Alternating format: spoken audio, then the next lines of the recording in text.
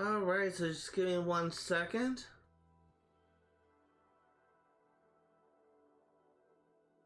Hello everyone, my name is Zach, and muting.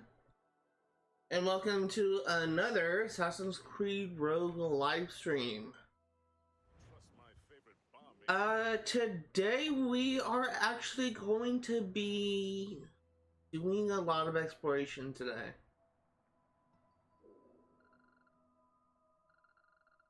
Let's go ahead and we will fast travel to here.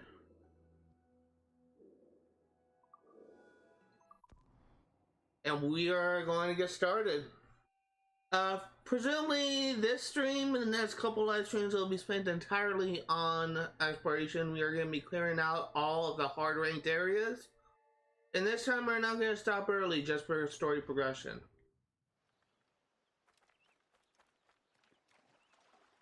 For those of you that are a little bit curious, and I can completely understand the people tuning in just may not be that interested in watching me just do any sort of exploration, but this is required for 100% completion, so I do understand the people just, again, just are not interested, but it is required nonetheless.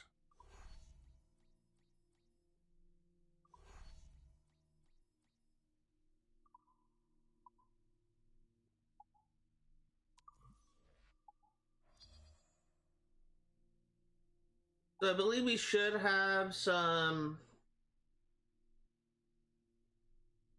quite a gain on missions.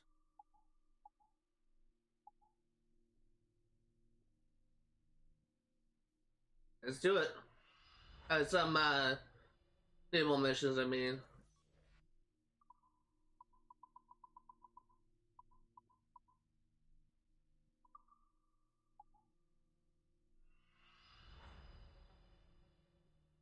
Okay, and Savannah.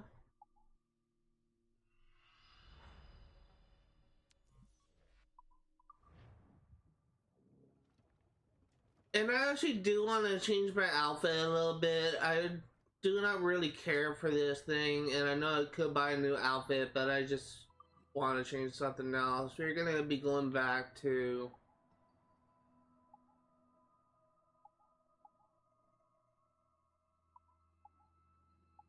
we're gonna be going to the Dark Assassin one. That's one I like better.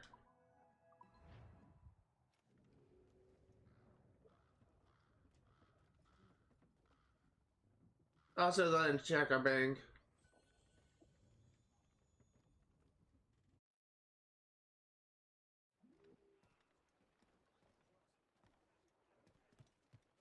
Yeah, let's go. Captain's at the helm. So what we are going to do is we're going to be clearing out this location, and then when we are done, we're going to be fast traveling here and clearing out this one, and this one. Get the maids free.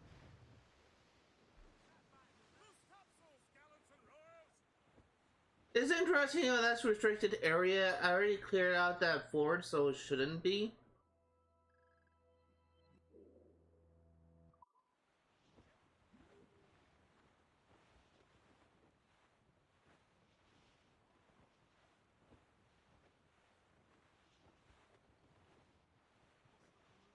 Well, that's interesting. A bitched ship. Yeah, that's what I meant to say. A beached ship. Take in that sheet.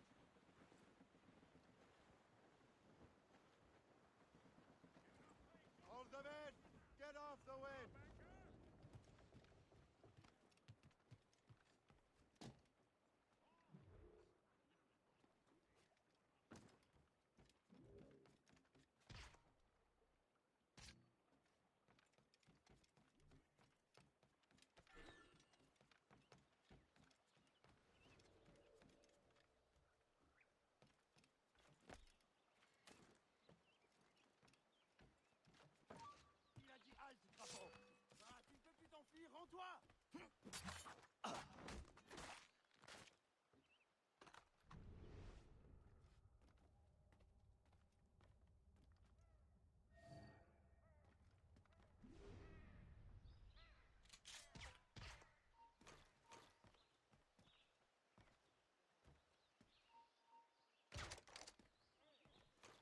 Yeah, let's just let time do the rest.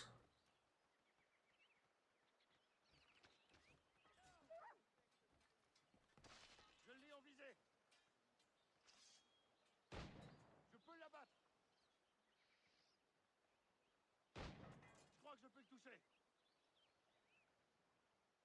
Je crois que je peux le toucher.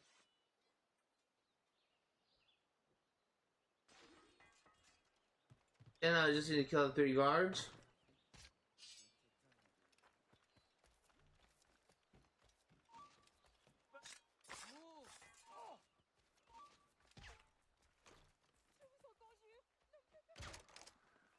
Just gonna put that guy to sleep just so I can climb up and kill him.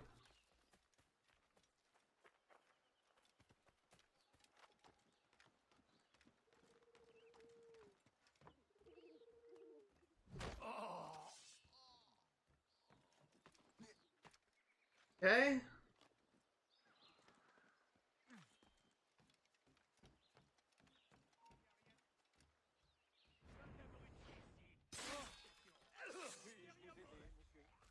Une seconde. Est-il se cacher ici? There we go. I just had to cut down the flag and this area is liberated. You want to go too? Emparez-vous de lui. Ne nous tiendra pas. It is always so satisfying to get that counter kill up. Something that I am slightly worried about is the next Assassin's Creed game I'm going to be covering is Assassin's Creed Unity, and apparently the combat system is a little bit different to what I'm used to with these older games. So it's definitely going to be kind of interesting to learn like a new system. But I'm still looking forward to it all the same.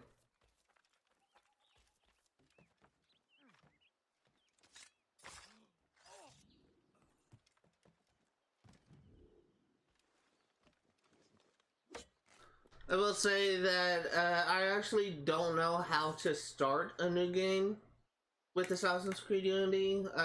I'm sure there's a way, but I remember trying to figure it out on my own by going to the title screen, and I didn't actually see an option to.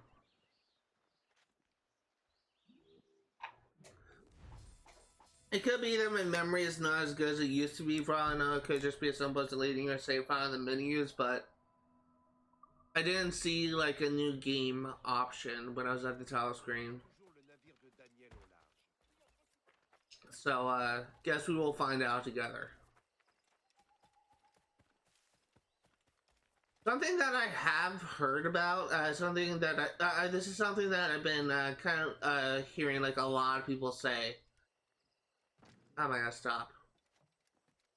But apparently, a lot of people kind of consider Arno, like, there's a lot of things that people like about Assassin's Creed Unity.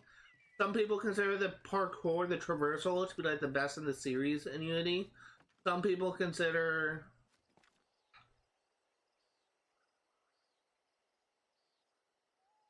the traversal to be the best in the series in Unity. Some people consider the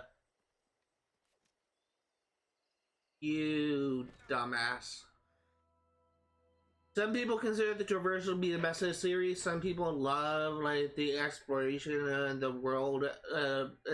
Some people can consider just exploring. There's a lot of depth towards the exploration in Assassin's Creed Unity is what I'm trying to say.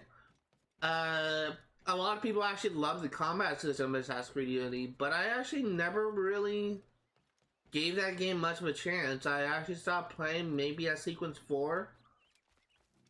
And because of that, I just simply didn't really give the game much of a chance, yeah. So,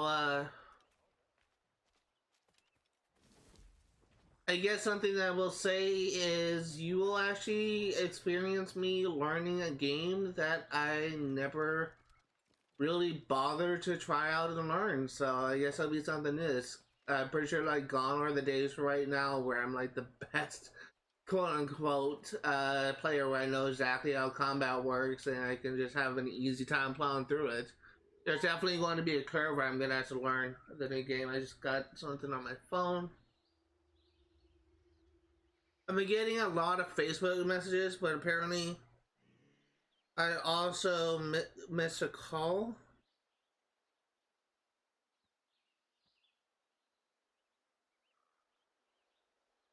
Eh.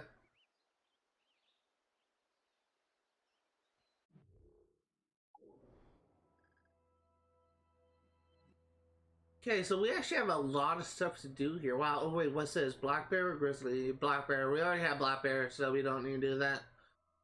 We are actually going to... We're just gonna go on a circular motion. We're gonna grab these two.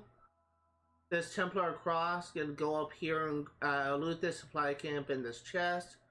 Gonna grab this chest, do this hunting challenge, get this prosperity, grab this Templar map, and then we're gonna grab the rest here. So let's go ahead and start here.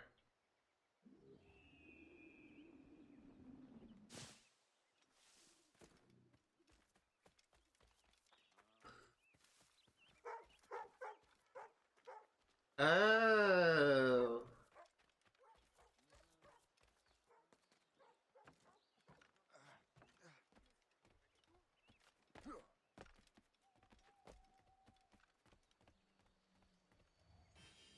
There we go.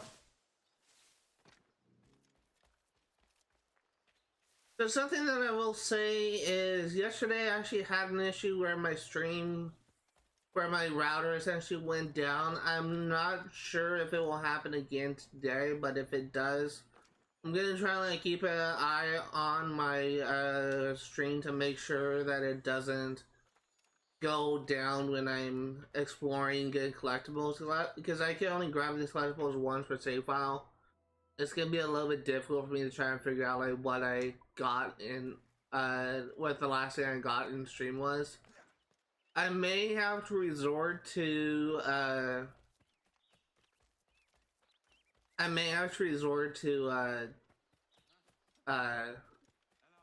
trying to rely on where I was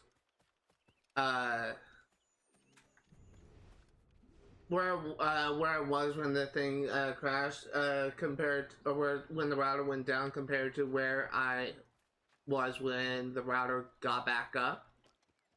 And I'm gonna need to try and like collect the dots to try and figure out like what chests and what collectibles I got in between. So it's definitely gonna be a little bit of some trial and error, I guess, but we'll get it done. And probably definitely have to look up some guys to try and figure out like trying to like get an idea of the map to figure out like my route. There's probably like a interactive map with all the collectibles, if I'm gonna be honest here. So I could probably find some source to help me.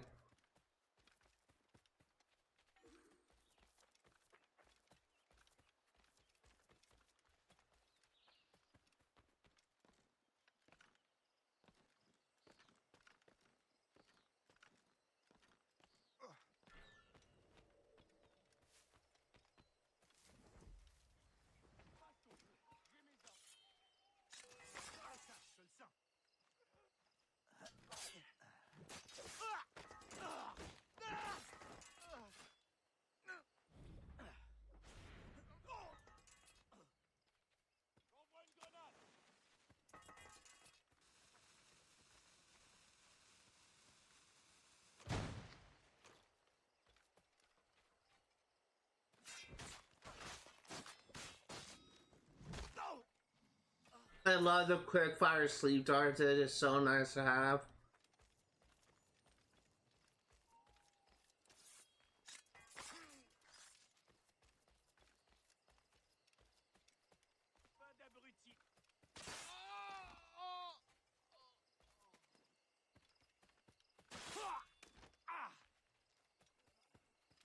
Okay. I also love the running assassination.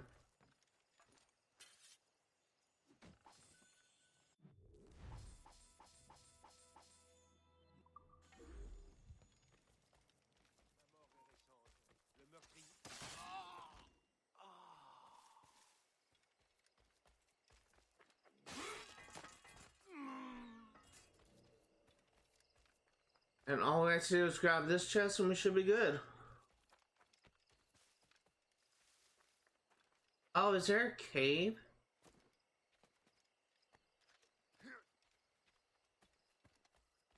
There's a cave, isn't there?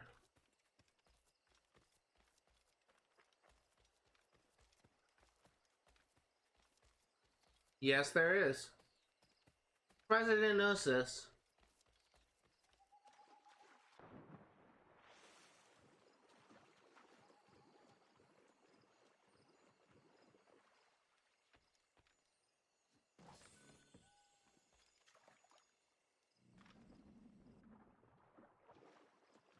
Something I will say is, as of right now, my plans for this series, this Assassin's Creed series, I want to make it all the way up to the present game eventually. And, there is definitely something that I am, I guess I'm really looking forward to, and that's when I cover the RPG series. I don't think I'll have much of a problem with doing the hold on. I don't think I would have much of a problem with doing the RPG games with doing Assassin's Creed Origins, but I definitely feel like that I may just have a lot of moments where I just can't end the stream like an hour early because I would just be completely out of it.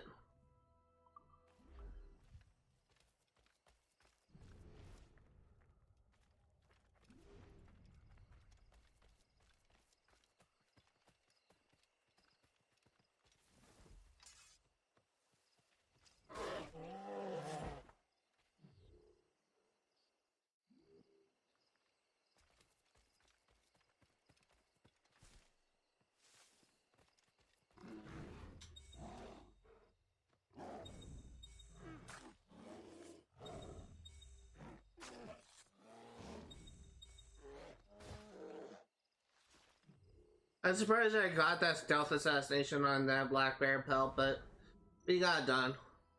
I honestly didn't know you could do that. Honestly, if you can get a stealth assassination for a deer, I guess it would make sense that you can get one for a bear as well. It's just, I wasn't expecting that to work. I wasn't even trying to like get into the bush, it just happened. I didn't even notice the bush was there.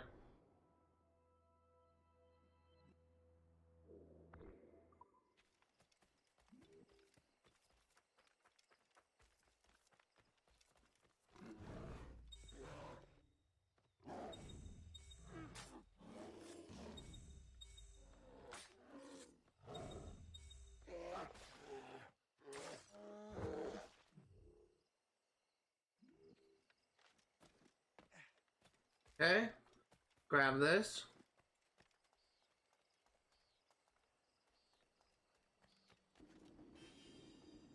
I would honestly be kind of pissed if I actually missed that somehow.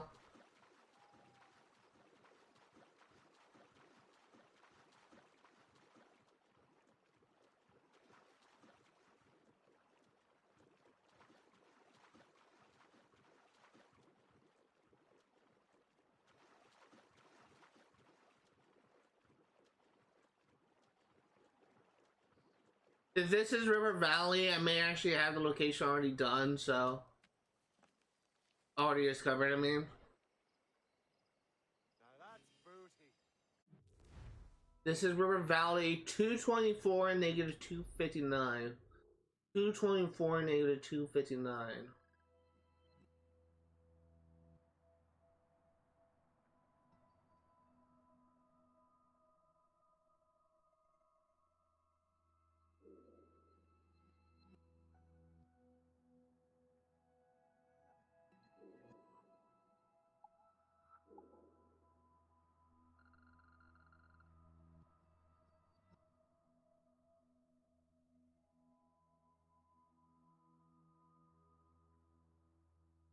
Looks like it's in this area here. 224 negative 259 is right about there, so keep that in mind for later.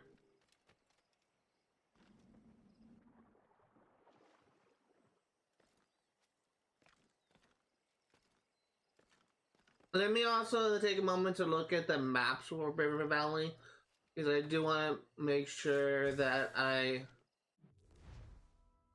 North Atlantic, River Valley 574 negative 285, 574 negative 285,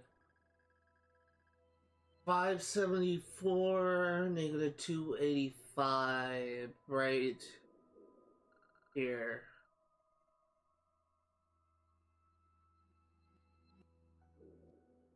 About here. Okay. So North Atlantic, River Valley 685, negative 575. 685.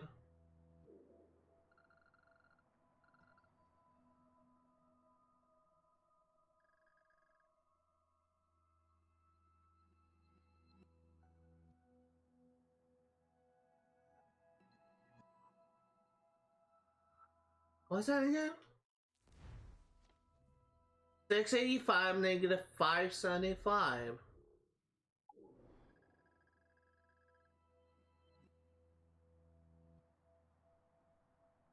685,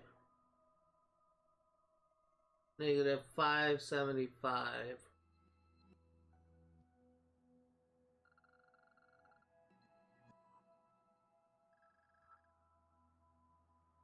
It looks like it's right here.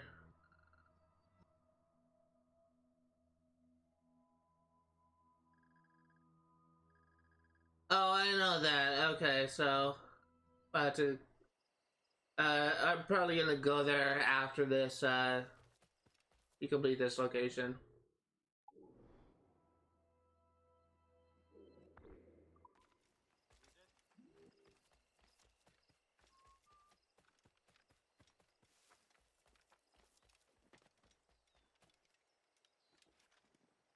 Kind of going a weird route, but it'll make sense soon. At this rate, maybe not.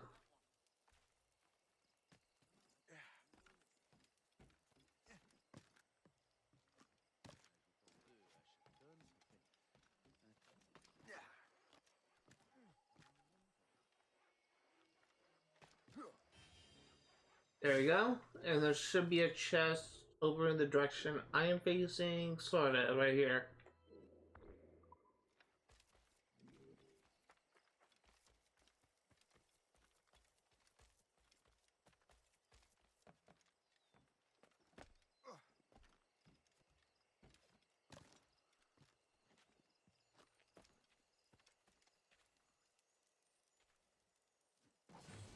St. Nicholas done.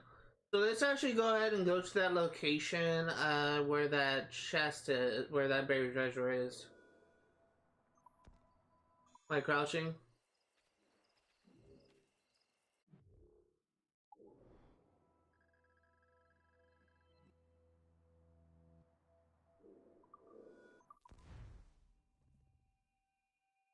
Yes, maybe I can't fast travel when the collection thing is up. I don't know.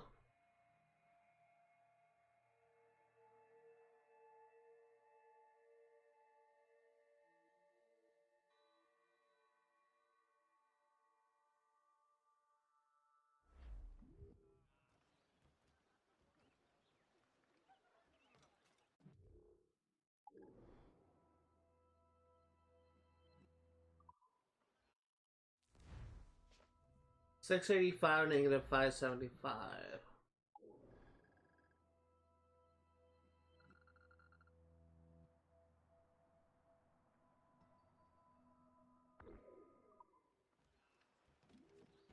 Got it right on the marker.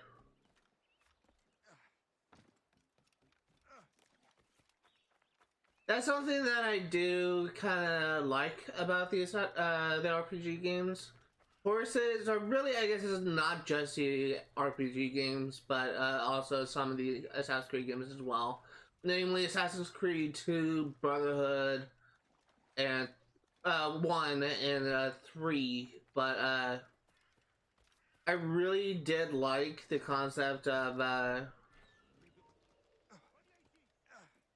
riding horses. Range traversal is just so much better. But sadly, it's not in all games. But it was just so nice to just have a horse and just ride from location. But again, like, horses are made for some games. It's not made for all. And this is one of those games where horses may not be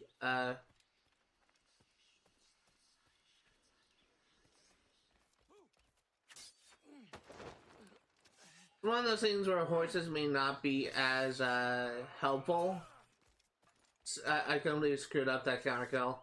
It's one of those things where horse may not be so helpful, and that's because it's not.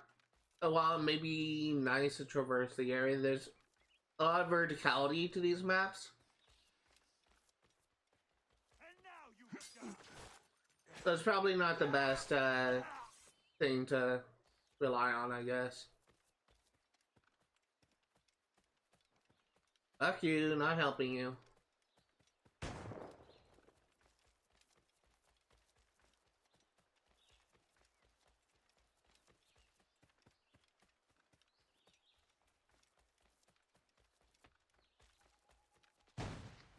Croyez-moi, il retrouvera la raison avant la tombée de la nuit.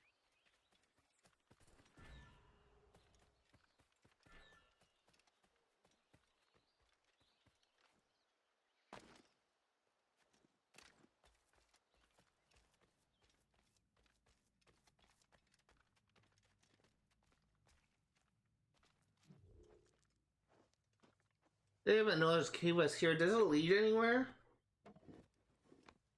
I know we got all the collectibles in this area, but I've never been. I don't remember. Well, I definitely have been here before because I 100% this game on the remastered version. I don't remember this cave at all. Where's this go? Up here. Is there anything interesting up here? Or is it just like another extra area? Looks like it's just another extra area.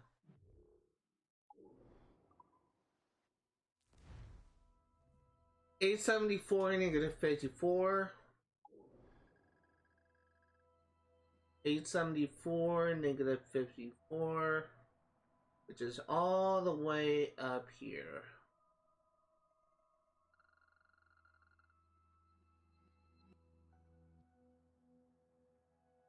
Looks like it's on this little island here, so that's for later, possibly the string, but 252 -624. 252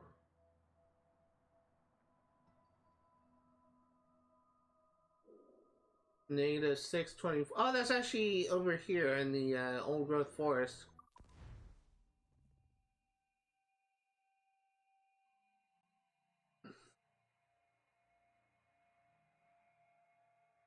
We'll keep that up and we'll save that for last because we need to clear out this area first.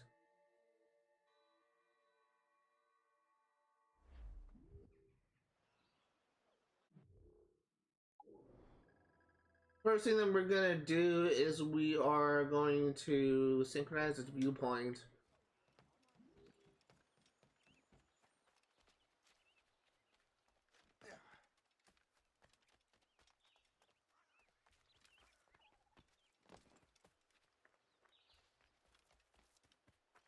I actually really like this area. This is actually probably one of my more favorite areas, if I'm gonna be honest here, and it's simply because this area is just so big, I guess. Like a lot to do here. I mean, wood, which I have, 40 stone, which I have, 30 linen, which I have. Or cloth, I should say.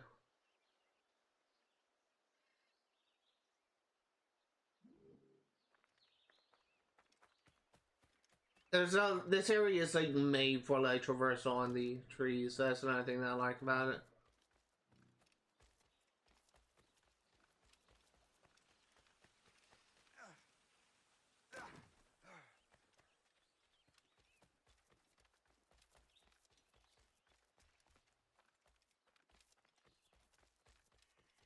Ooh.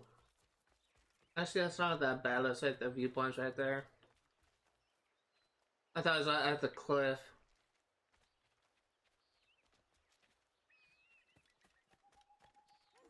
Seigneur! Venez m'aider, s'il vous plaît!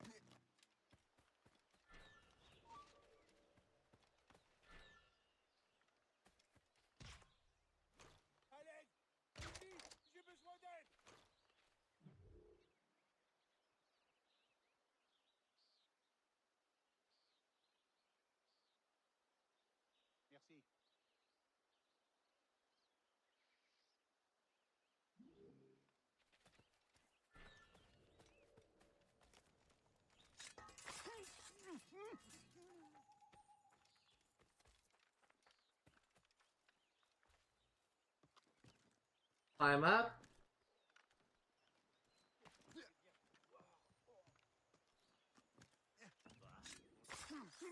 It's got his chest.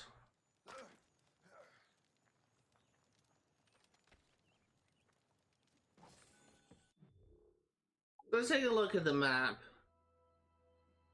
Oh, are you the black wolves I need? Gray wolf. We have a lot of stuff to do here. Oh, 2 hunting challenges. Wow. So what we are going to do first, since we're already like on this side of the map, we're gonna make our way over here. We're gonna grab this here. We're gonna go over here and do this Assassin Interception mission. Clear out these guys. Grab this chest. Actually, no, I think that may be... I may be able to grab that, but that may be like an overworld thing. I may not be able to access that. Grab this chest and go over here. Actually, let me... There's 9 chests here. We can figure this out.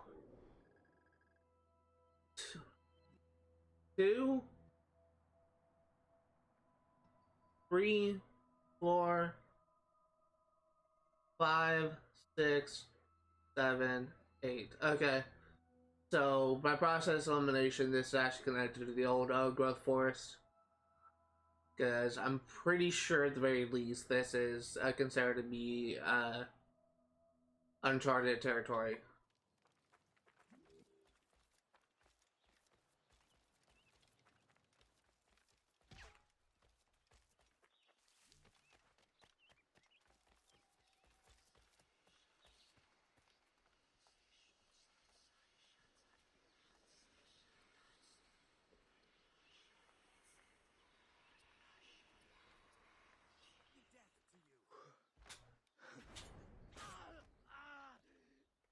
That's what I was waiting on.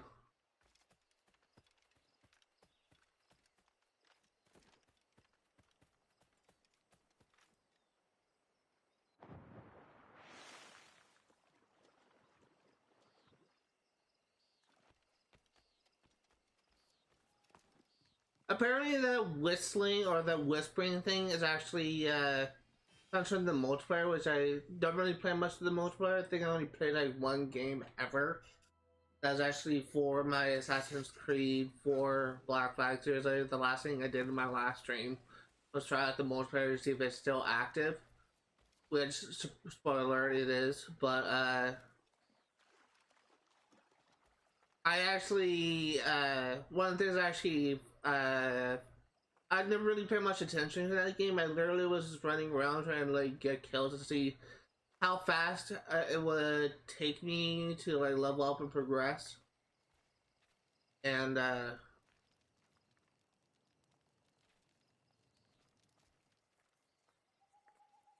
it played like 1 match and I essentially got my ass handed to me, but actually I don't think I played the worst.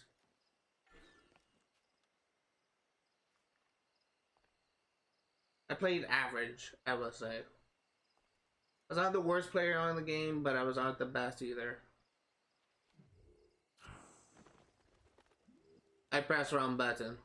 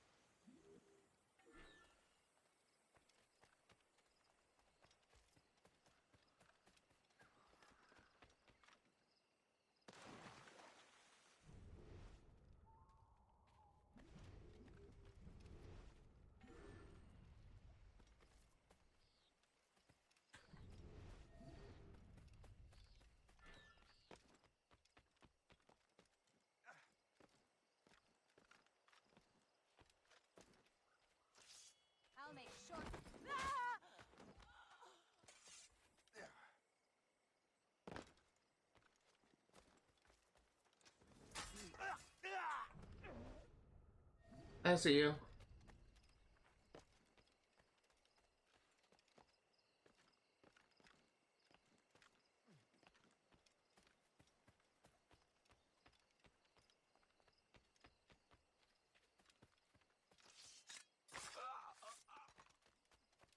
Love doing these assassination missions. They're so fun.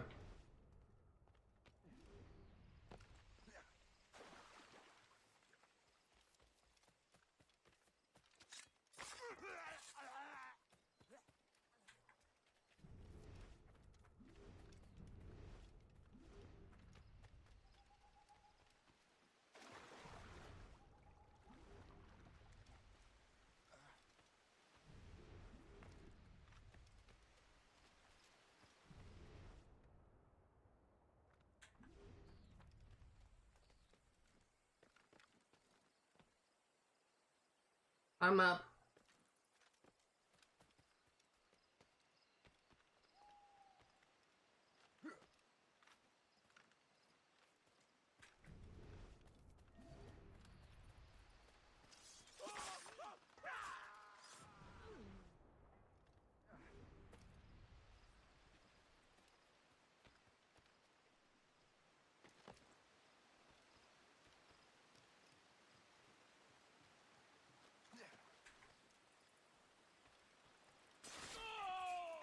There we go.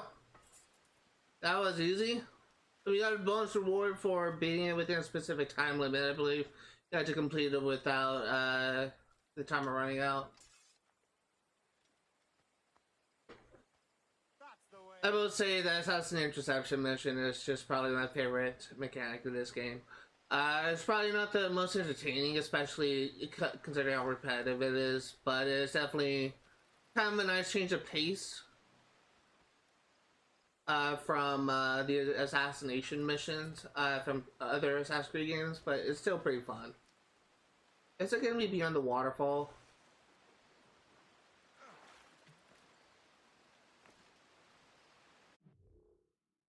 Where is this? Oh, it's up there. Oh. I thought it was in the cave down here. So I'm wondering where the cave was.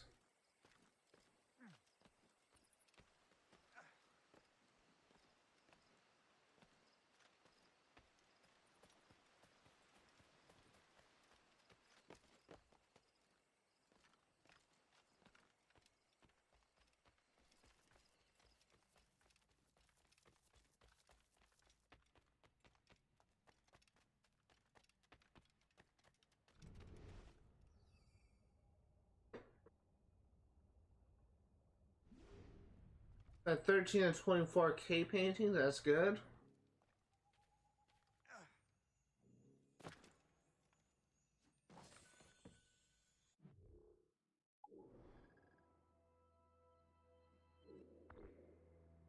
I'm actually gonna take a moment to drink my Gatorade real quick.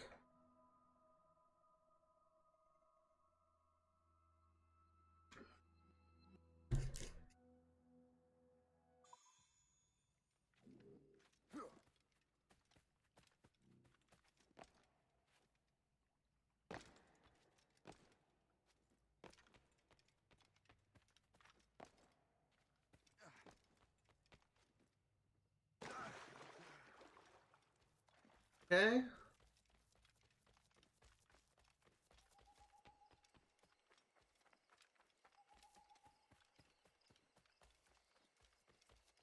I will say that probably a lot of people actually kind of, I can understand that people just not really liking Assassin's Creed games, because I actually encountered people in my life, encountered people from my past who actually don't like the Assassin's Creed games simply because there's essentially a lot to do here, and the worlds are big, and the missions only take you to so many places, blah blah blah blah blah. But it does have its charms. And I will say the story of the Assassin's Creed franchise, at least apart from most of the RPG games, does interest me.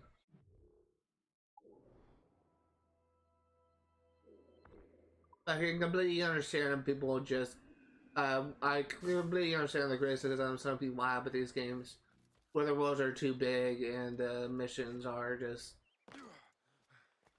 the story. If you're just playing the story mission, it won't probably take you maybe like 5 or 6 hours to beat most of these games, but.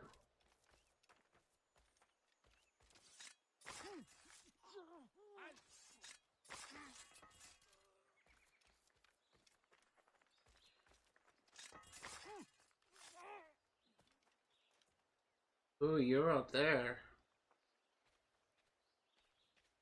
Well, maybe I can get away with looting this and leaving.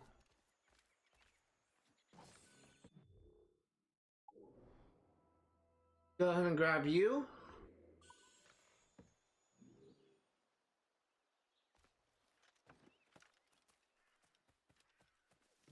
I think it's actually gonna force me to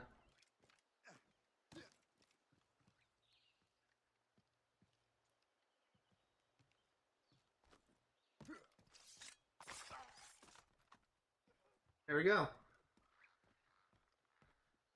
Oh.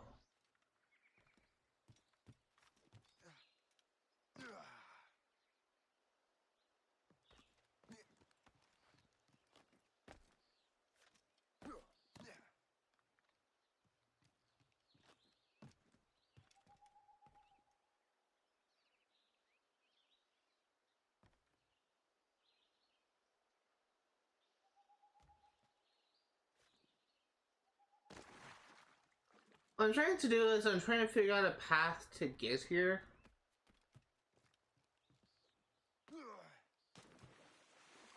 I may have just found it, but I didn't do the jump right.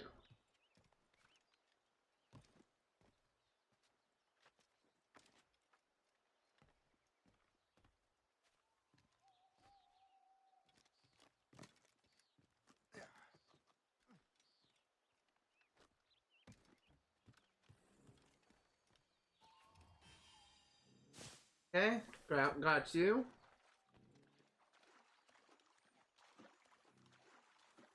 Is it in this building somewhere? Yes, it is.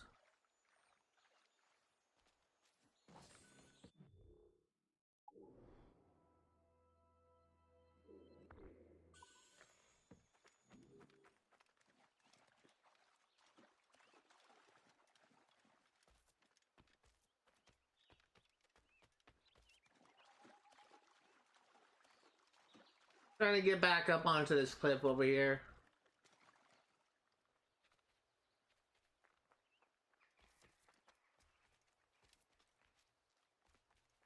Do not expect to get any achievements today. It will be nice if I can continue the trend with yesterday where I got 2 achievements and Sam's 3 pets. But, do not think that's gonna happen today.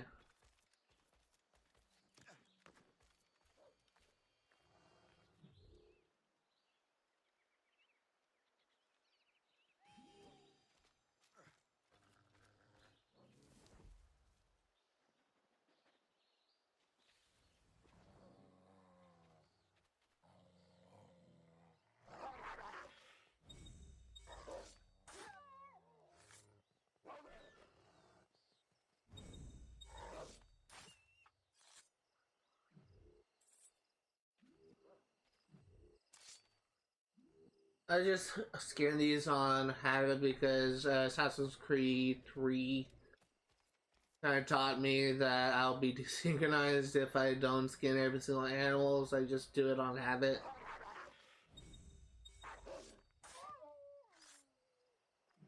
You actually can get desynchronized if you just leave and kill an animal and don't skin it.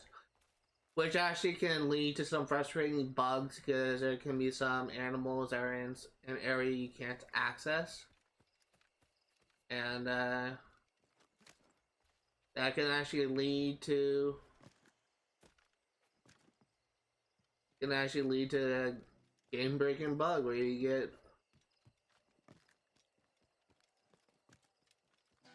there you go. It can actually lead to a game-breaking bug where you can actually get desynchronized because you couldn't actually skin a animal, and that's very frustrating when it happened.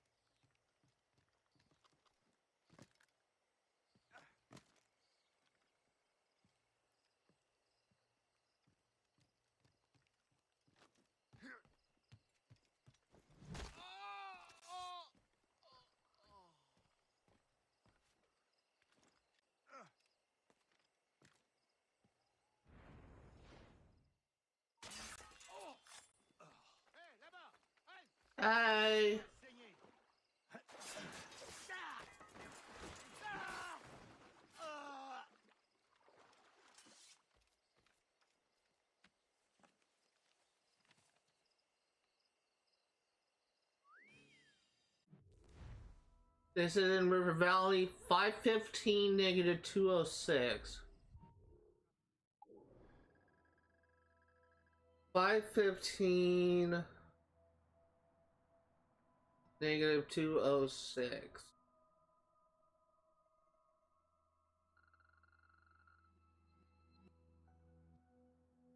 Right about here. Halte! Mon cercueil est prêt.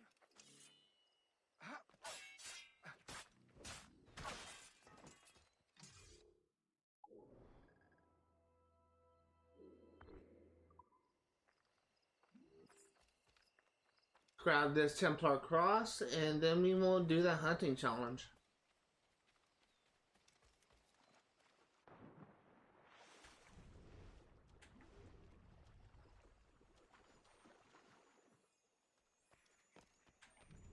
I honestly can't remember what finding all these Templar Crosses actually do. I'm assuming it gives you like a outfit, if I'm gonna be make an educated guess. I think it actually gives you a Templar outfit. I may be wrong though.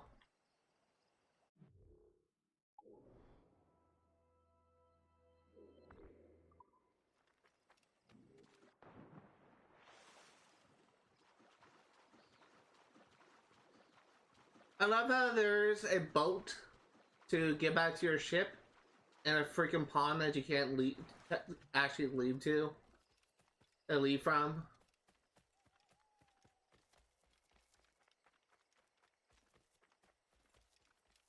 Killing people is easy.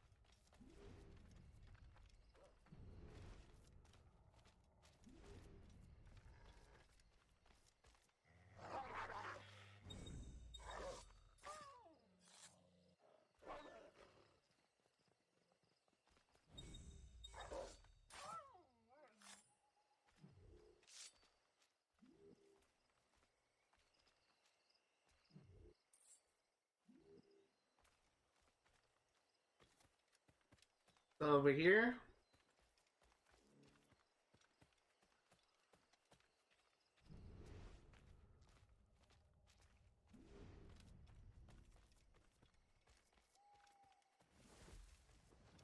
That's a turkey.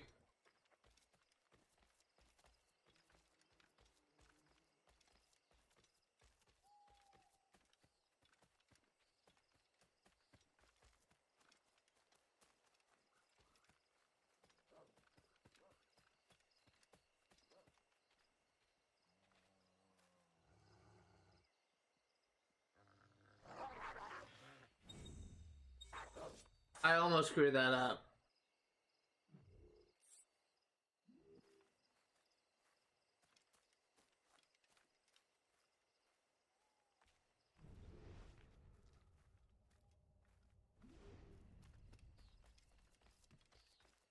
Accept my...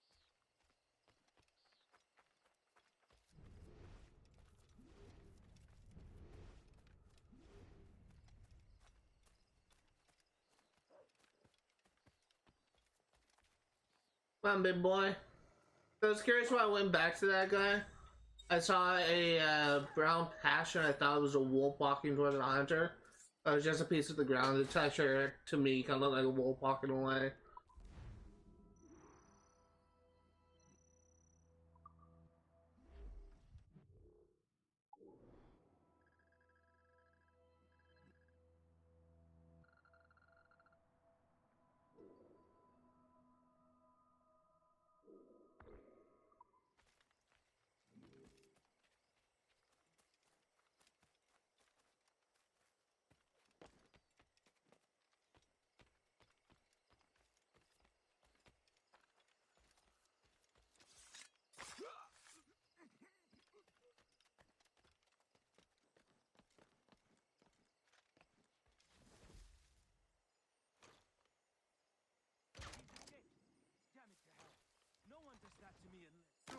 Dang it.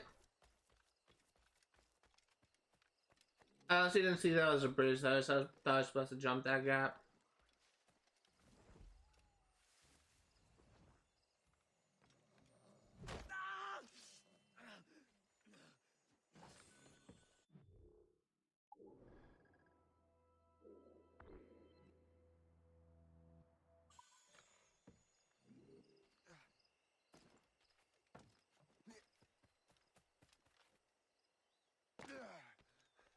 Okay. Over here.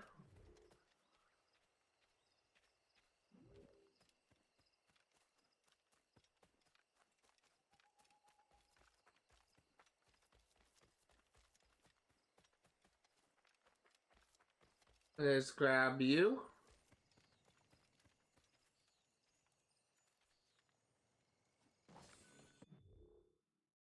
Three more.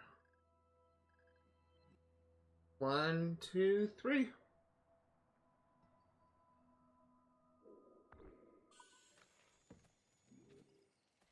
Can you imagine there's fishing in this game?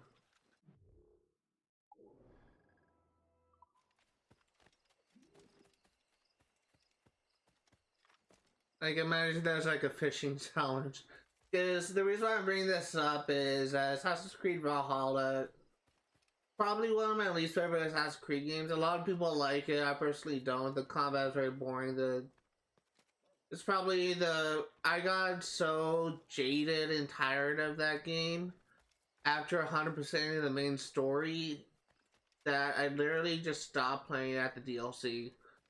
And I really only went back to like literally just all I did was I finished the first DLC for the Wrath of the Druids. I started the Siege of Paris DLC, and I did like the Viking Raid DLC, but I never went back into any of the other modes. Not even like Dawn of Ragnarok or that survival thing they made, because that game is just literally just so boring to me. And one of the things that I tried to do, but I was unable to do, was I tried to do like the fishing challenges in Ravensthorpe, and I couldn't actually do it all because the fishing is so fucking inconsistent.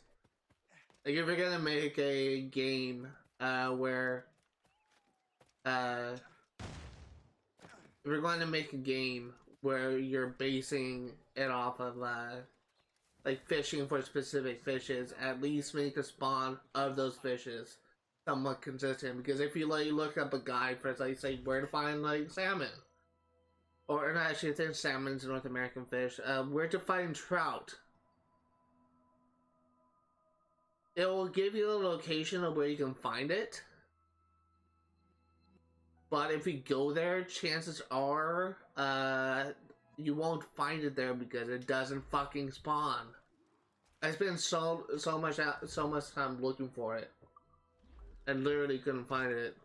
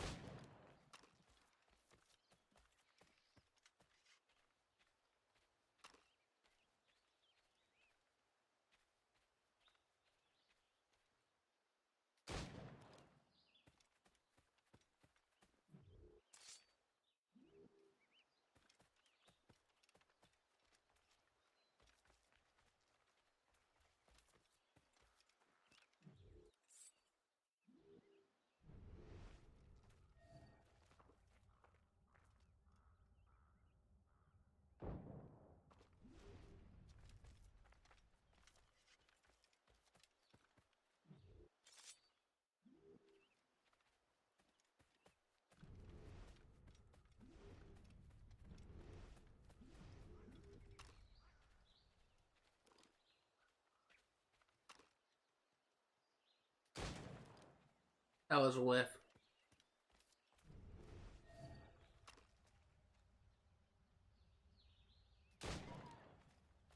Last year.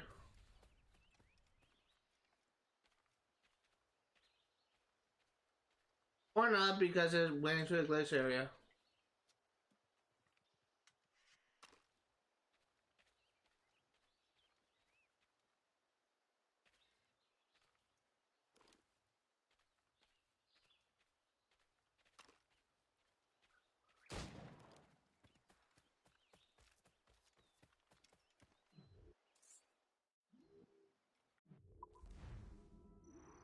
Another one done.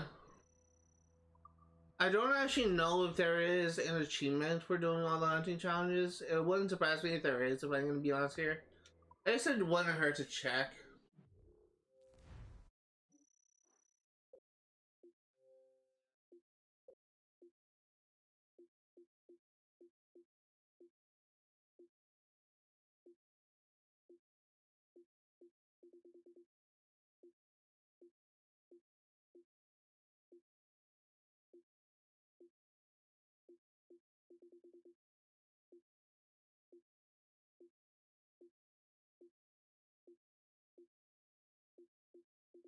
No, I guess not. Because all his last achievements were actually for using cheats. Kind of a shame because that'd be kind of an easy achievement to get. So I actually feel like there's actually going to be a change. Now that I was actually reminded of this, it's probably going to be a change of plans where I'm going to be having this series. For anyone curious, in the past I actually stated that I wanted to have everything done before I beat the main game, and I could technically still do that. Technically. But there's definitely going to be some achievement farming I'm going to have to do, because I guarantee you I will not get everything done by the end of I guarantee you I will not be able to get everything done by the end of by the time I beat the final mission. So I wanted to actually do some achievement farming at the end of the campaign. I'm going to do some achievement farming at the beginning. I'm trying to get some of the more annoying achievement farming out of the way, like counter killing 30 stalkers, and you have to air counter kill 15 stalkers when they do like an air assassination on you. And I'm trying to like get that out of the way early. That's why when you hear like whistling going on, I'm actually trying to bait out an attack so I can get a counter kill off, because that's one of the achievements I had to farm out. And I'm trying to get that done early so I don't have to worry about it later.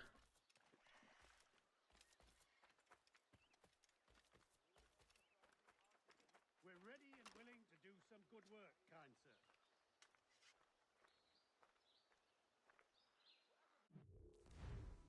Let's see, 15 metal I have, 10 wood, which I have, 20 stone, which I have, and 20 fabric, which I have.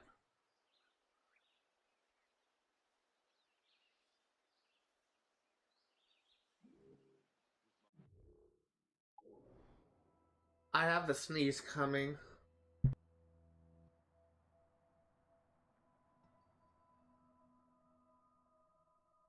God, that actually got hurt. You sneeze so hard, your chest tightens up. Wow. Oh god, that really hurt.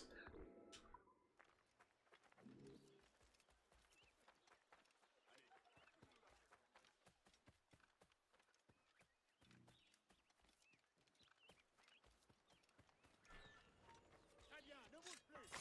Ils sont comptés limites.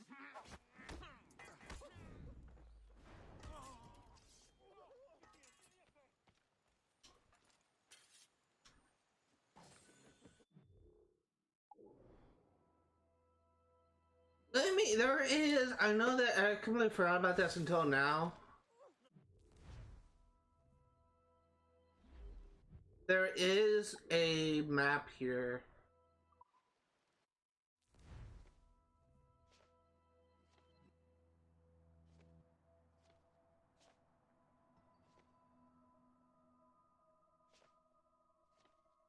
I think it's this one, 252 and it says 24.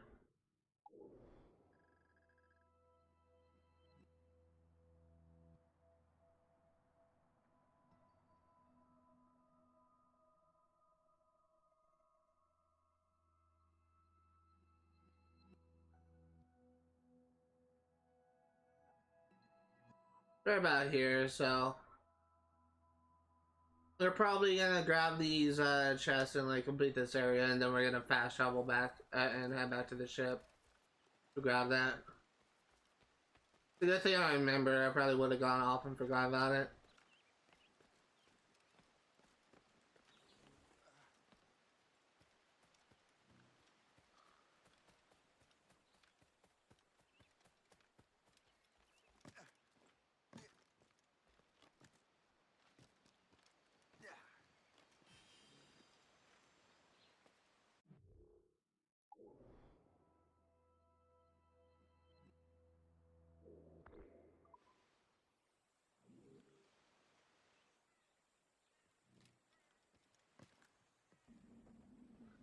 Good thing there's no crocodiles in this game.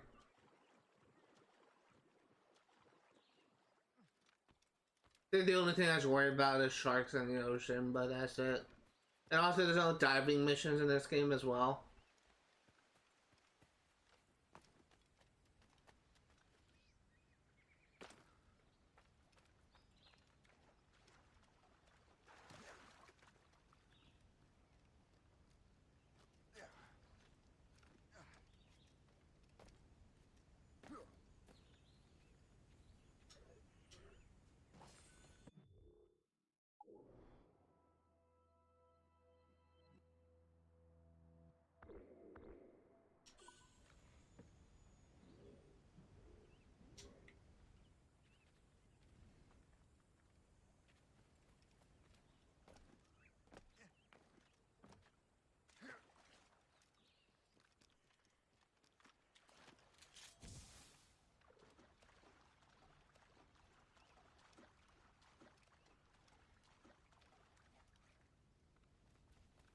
Viens pas quand on doit patrouiller ce dépotoir.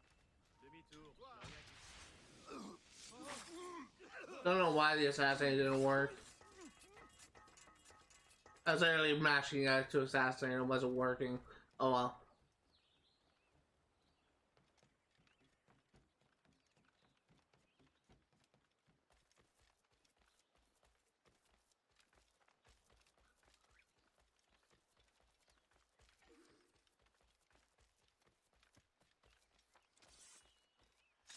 J'ai l'impression. Halte! Quelle blague! Bien essayé! Mais tu es déjà mort! Tout t'en tira. Oh!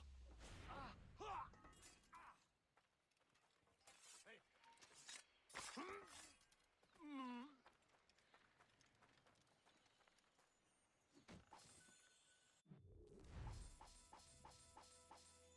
Wow, not that much metal, only 8 metal.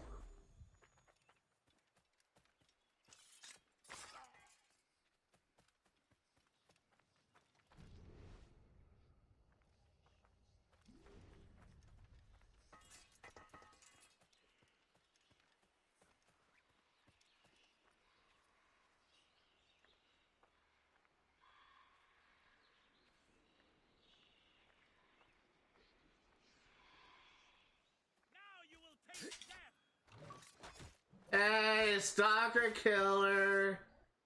Oh, nice. I just had the air assassinate to worry about. That's why I was getting those farmed out. But don't have to worry about it later. That's actually an achievement I actually had to farm on my first playthrough of this game. Well, not really my first playthrough, but I guess it will be my second on the remastered version. On the PS4 and Xbox One, and presumably PC as well. Ne bouge plus! Il n'y arrive. Really? Really?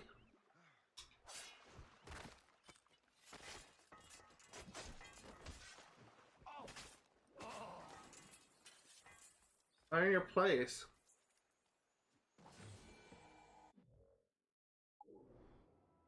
I can't fast travel in a restricted area, that's right. I need to leave the area and then I can fast travel. Oh, let's... It'll actually be faster for me to take the boat, I just realized.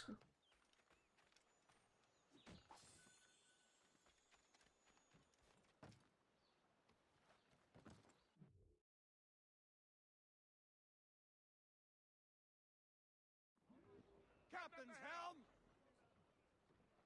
Away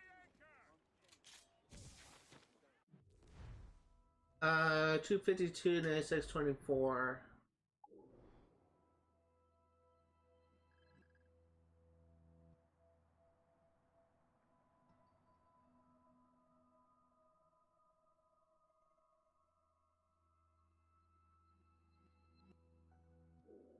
Oh shit, it's actually not. It's actually right here. Okay, well that's... You know, you may as well get it now. Little fast travel for Solio.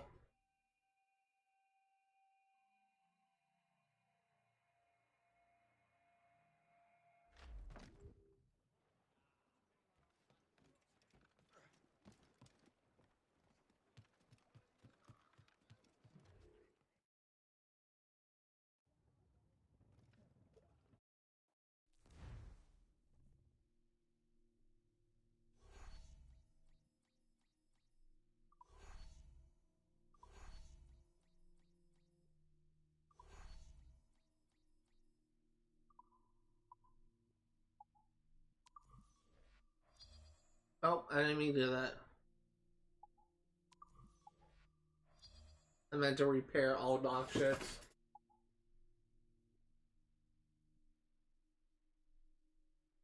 Let's see, so Buenos Aires.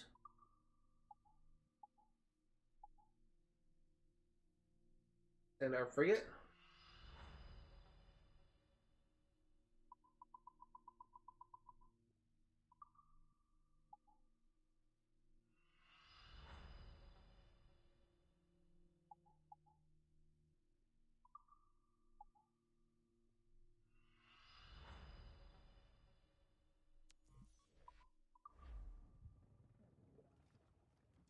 And let's go.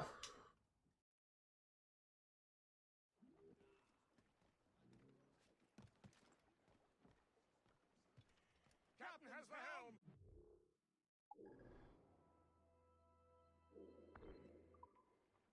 Loose and catch the wind!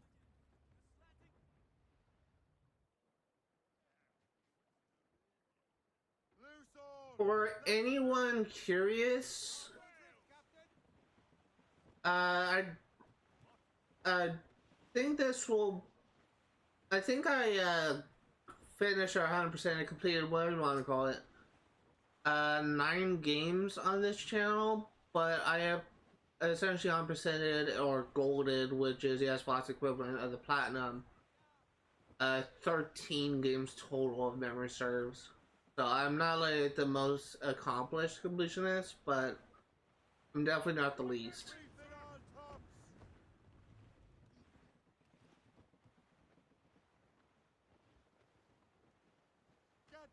I didn't know.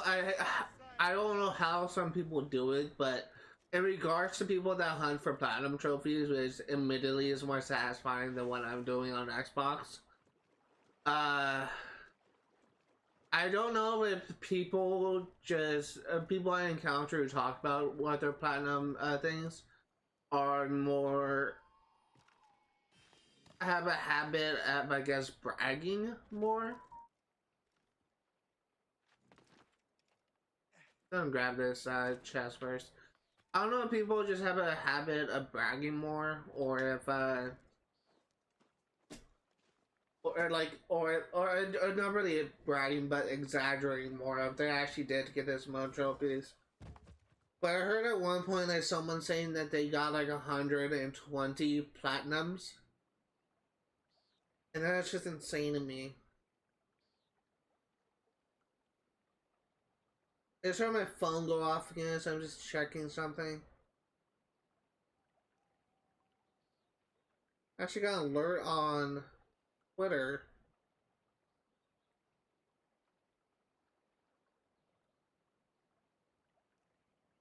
Oh, that's nice. I sent like a tweet a while ago, like last weekend, like on Saturday last weekend, like Saturday night of last weekend to be more specific, and this it's connected to what I was talking about at the beginning of yesterday's stream, where I was talking about like the problem, essentially like what. Oh, how do I get there? Essentially, what the rumors of what Microsoft is going to do to change the achievement system, and I was essentially arguing about how that's actually a really bad idea, and I'm really kind of surprised. I can understand that people just don't read it because I think like 4 connected tweets, and but it has. I think it got like probably a net total, including like all the views of every single other tweet, like maybe about 6 views. But like no one commented on it, and I've been really kind of curious to see like what if people feel the same way about this, or if people think it doesn't really matter. Because one of the things I was arguing about is, one of the things I was arguing about. This is something I touched upon yesterday as well when I first brought this up. What Xbox has for its achievement system is fine because it mirrors what PlayStation has with its trophy system, with the main difference is Xbox doesn't have platinum trophies, and Xbox doesn't have like the pages or the folders, I guess, whatever you want to call it, that PlayStation has, where it has like the PlayStation has like the main trophies that attribute to the platinum trophy. But any new content like DLC or like additional content made after launches that introduces new achievements has its own separate page. So it's not like you have to get like every single achievement for relating to every single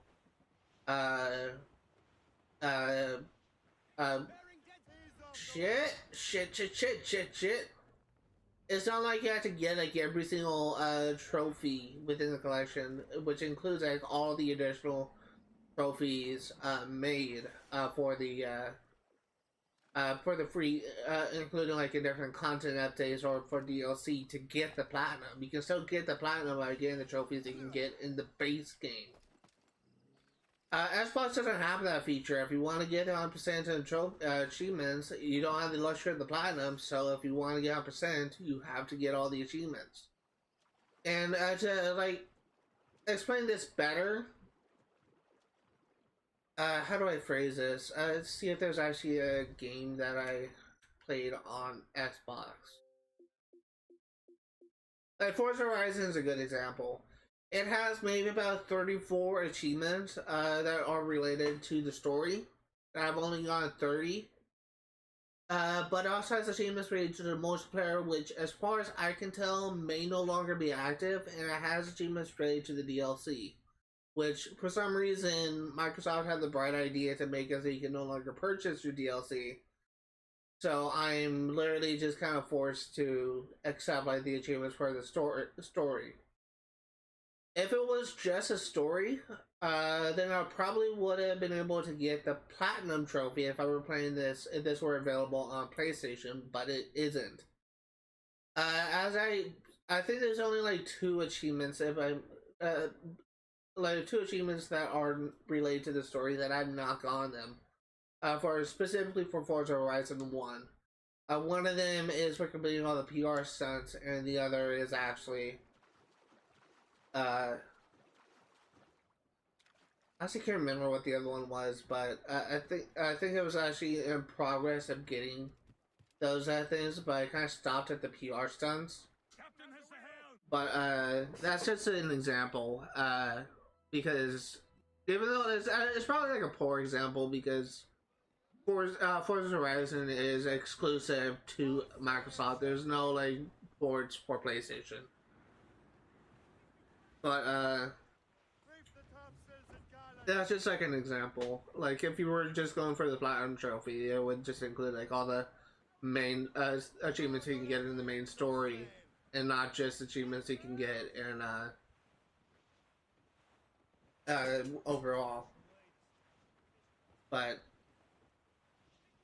I guess to also like clarify what I meant, because I keep on going to bring this up because people may be tuning in and just not know what I'm going for. I go for, in all the games I cover on my channel, I go for what I consider to be a gold playthrough, which is the last cool version of the platinum. I will not be getting the platinum trophy in any of these things because I can't, but I will be getting 100% in all achievements, and that's really my goal. At least all 100% in achievements that I can. But there are some games out there that makes it so you can't actually get 100% in all achievements because it relates to services that are no longer available. So Trim sharp to the wind. Full sails! Short sail. Get off the squall.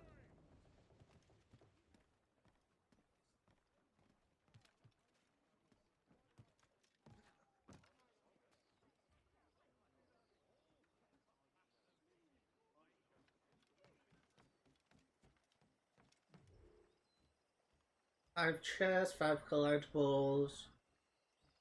Oh, I have not got a viewpoint here? Oh, guess not.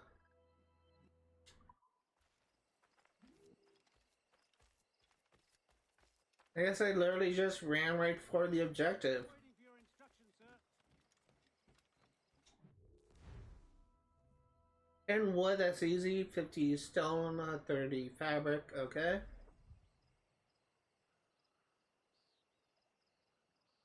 Où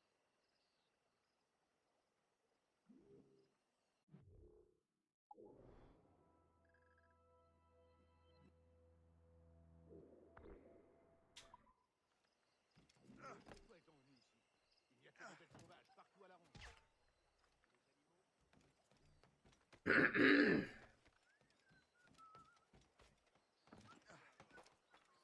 Let's go ahead and grab this viewpoint.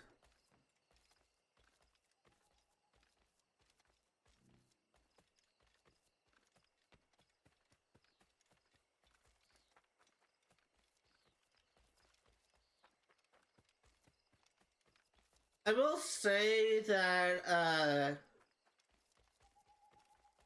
there are some games I'm covering that I'm planning on covering this channel that I just literally can't wait to cover. But like I would like to be able to I would like to be able to stream a later Stalker game. Like I would like to be able to stream like Stalker Unity right now because that's a game that I've been looking forward to playing since I actually kind of stopped playing at launch.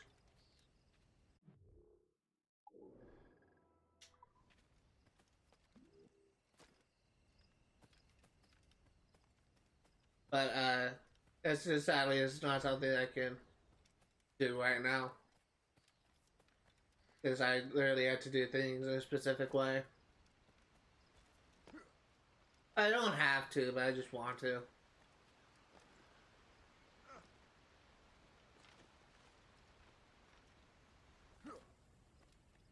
I suppose. I don't know why I was reminded of that quote. I think it was from Family Guy, I want to say.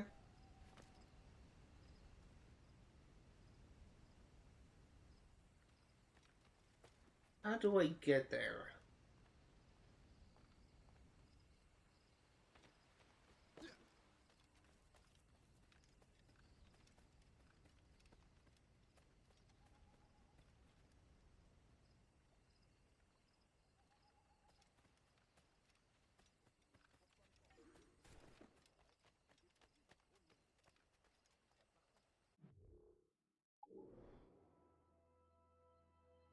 Maybe over there?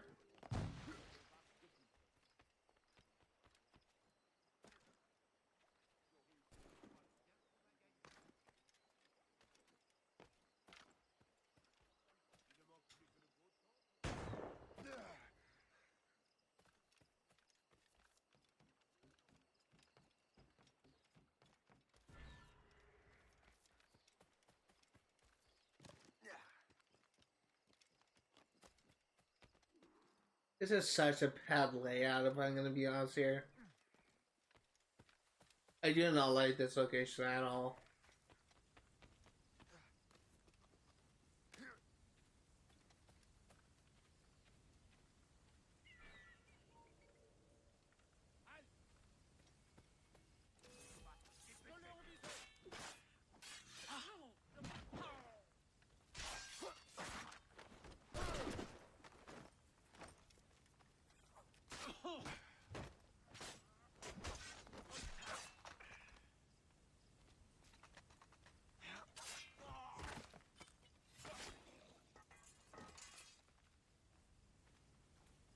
I know what that quote's from. I smell a sitcom thing.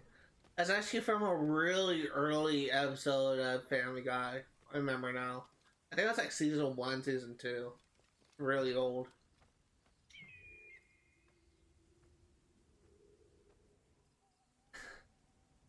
I was actually thinking it might be from Johnny Test, a cartoon I haven't watched since I was like in junior high. Oddly enough, my dad actually told me that if I continue to watch cartoons as a kid, in high school, then I'll be the odd one out. But I stopped watching cartoons. I kind of watched more Animal Planet and all this kind of stuff. And lo and behold, when I went to high school, like even as far as senior in high school, there are still people that were quoting SpongeBob of all things. So shows you what my dad knows.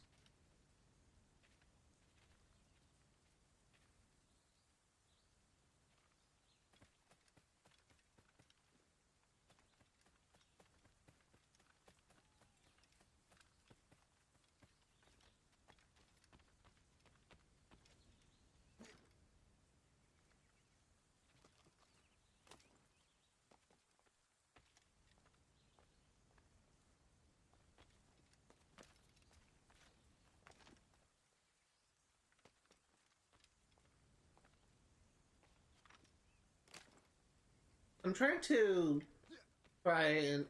do something. I don't know why that made me jump. It did. Oh, wait a minute. I think I know what I'm doing wrong.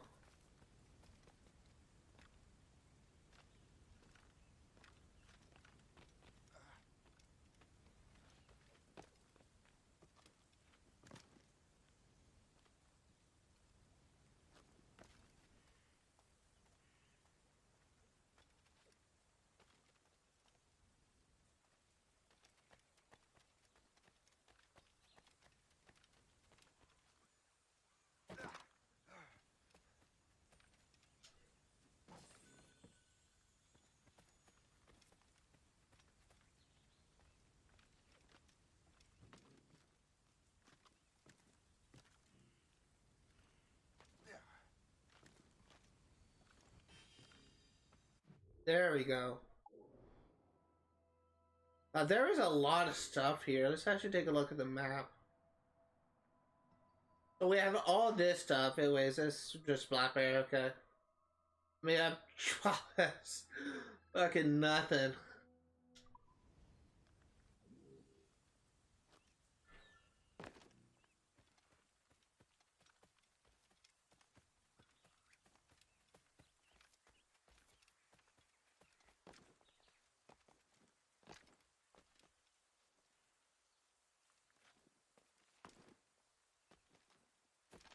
I need to get up there again. Wait, or do I? Is there another way up there that I don't know about? Yeah, let's take it over here. This is such like an odd layout in regards to landscape.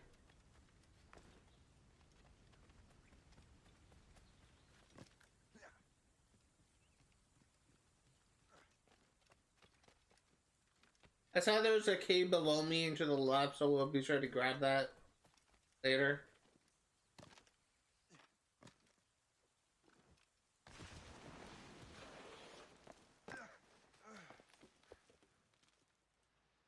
Well, I will admit I was not expecting that.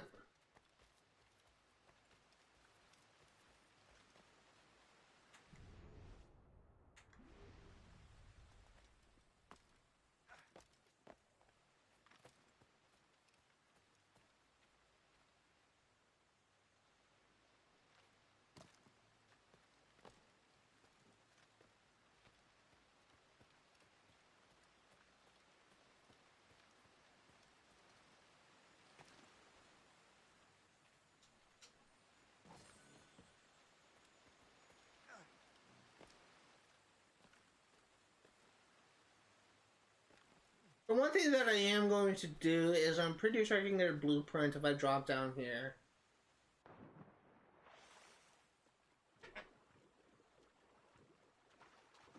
It looks like that's the case.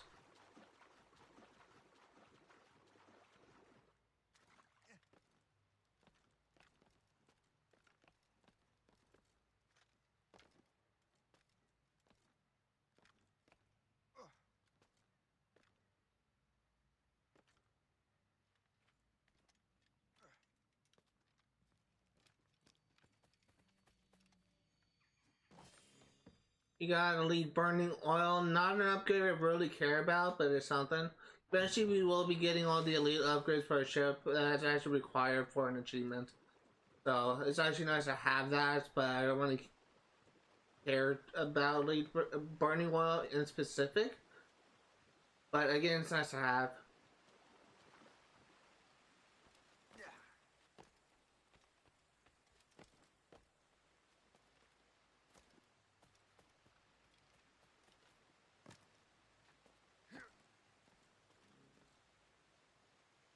I have so much money in my bank. I wonder if I'll be able to get to like $1 million or euros, whatever the currency is in this game, in this playthrough. That'll be freaking funny.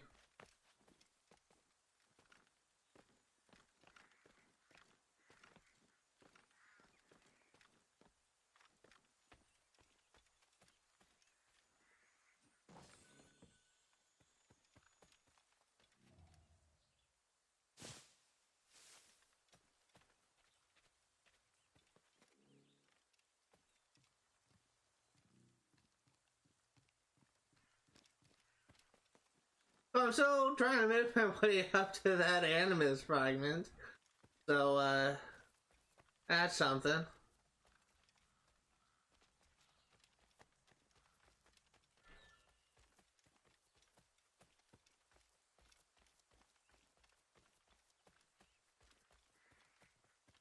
Hey, bear.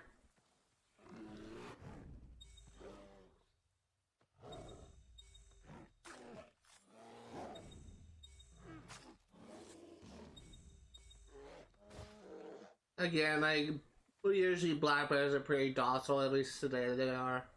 Unless you're like approaching like a mama bear with like her cubs, then yeah, you'll probably just get attacked, but typically they're pretty docile.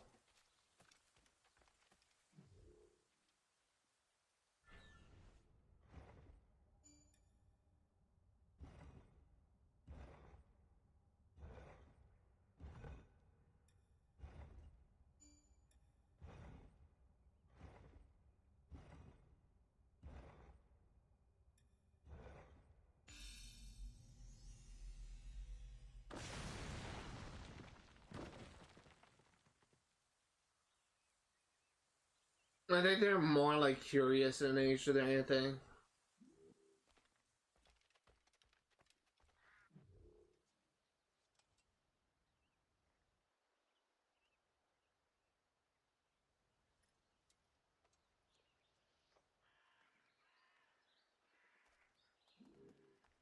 So I know that I need to do a leap of faith to grab that thing, but I do want to check this.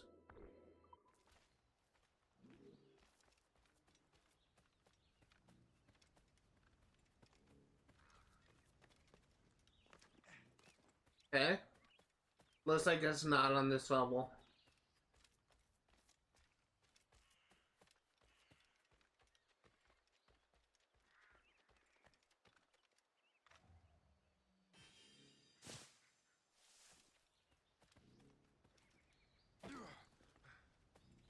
There was a cave that I saw. That's probably where this chest is.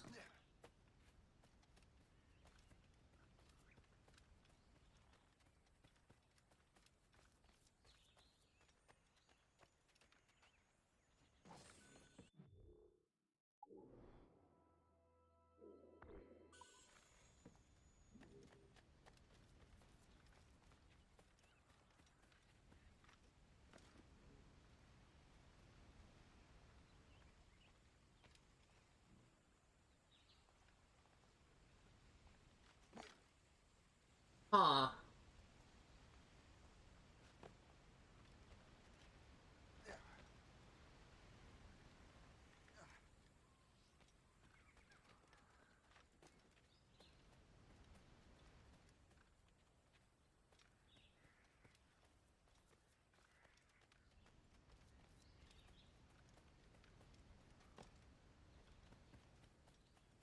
So I think I know where the chest is. I think it's in that cage system I was at, so may have to go back in there and grab it.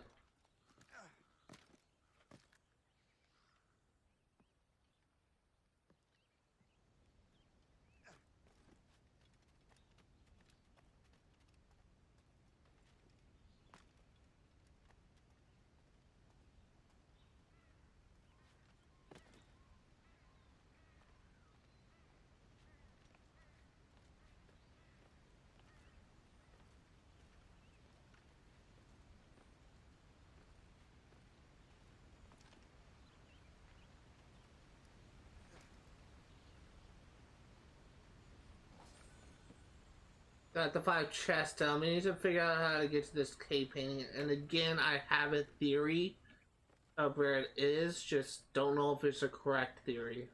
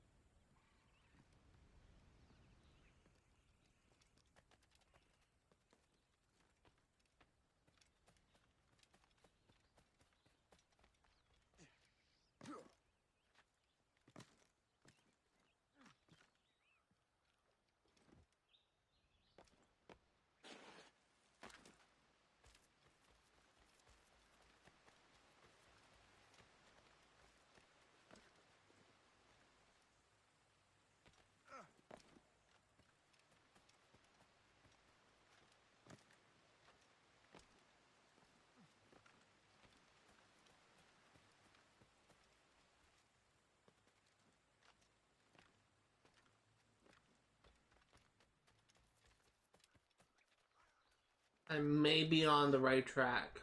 I honestly don't know.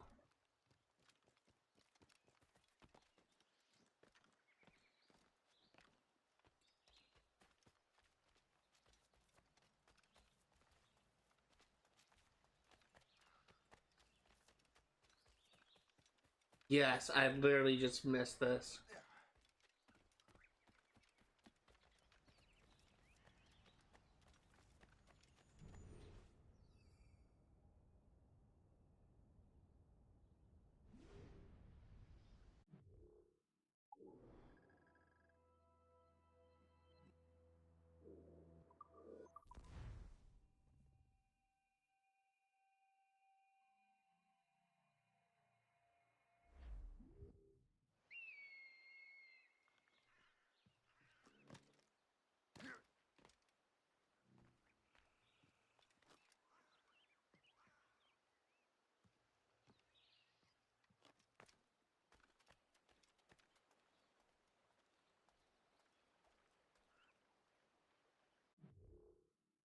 Trying to put a marker on this Animus fragment.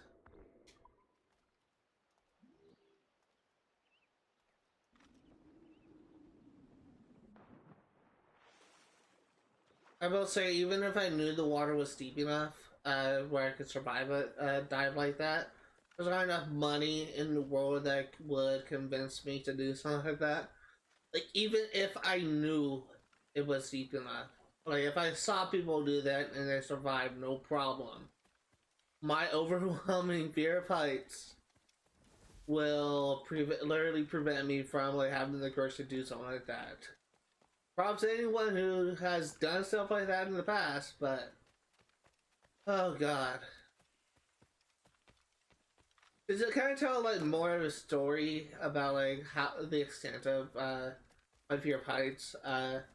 I was maybe like 13 years old and I went to a summer camp related to my church. So this, I guess you could call it like a Bible camp. This is back when I was still like a Christian. It was back when I still was religious. Although at that time I was turning, I was starting to become leaning more towards atheism at the time. But there was a point when we were given the opportunity to just have an activity, do some rock climbing and rappelling. And I was so scared of maybe like a 20-foot drop that I literally just... I was able to climb the rock wall just fine. But I literally was so scared. I was just holding like a large rock at the top of that thing because I didn't have the courage to just climb down, and then eventually I was at the last one.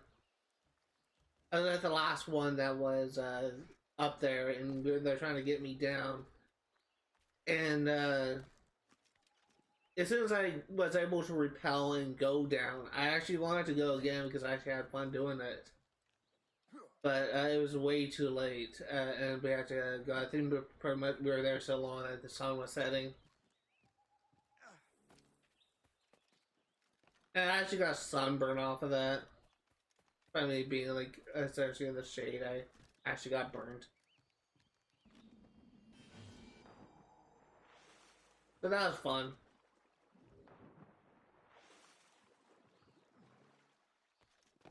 That's one of the few times I ever really got sunburn. Usually, in the heat, I actually tan.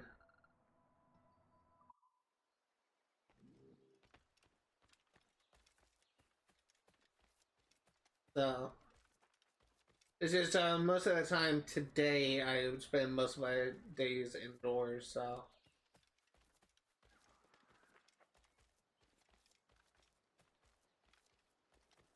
is this a call your ship thing?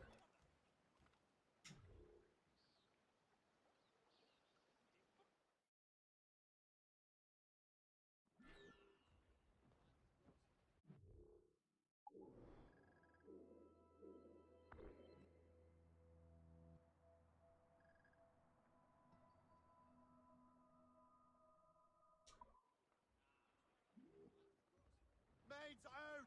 Let's go! Loose the mains! Half sails! I will say we are near the 2-hour mark. We're going to be streaming for another hour. All down! All down! Drop anchor!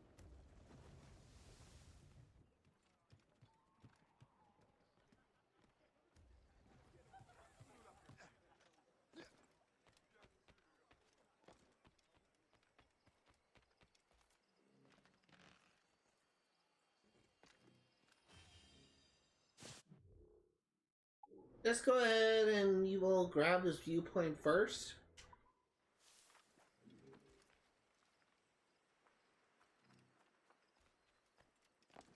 Then we'll do everything else after.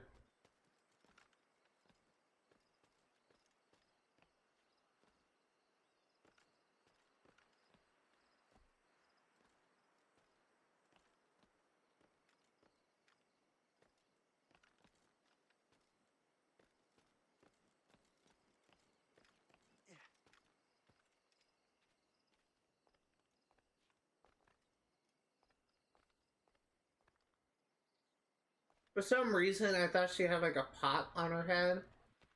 And I don't know why, but I was about to comment that I thought that balancing a pot on your head was like a custom traditional in India. Then I took like a closer look and I realized it was just her head. And I thought it was a pot. So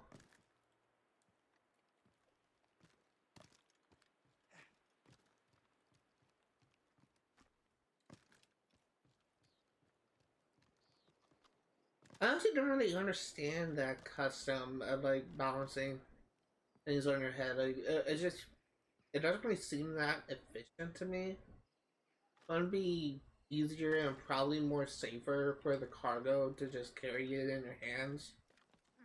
I don't know, maybe just from like an American viewpoint.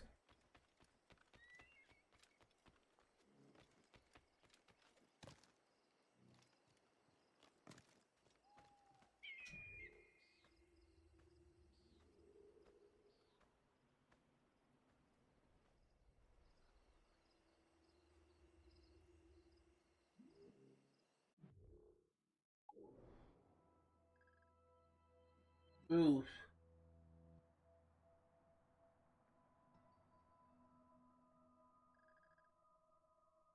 Actually, it's not that much here. Grab this cave painting, then we'll grab this Templar map, and then we'll grab these three.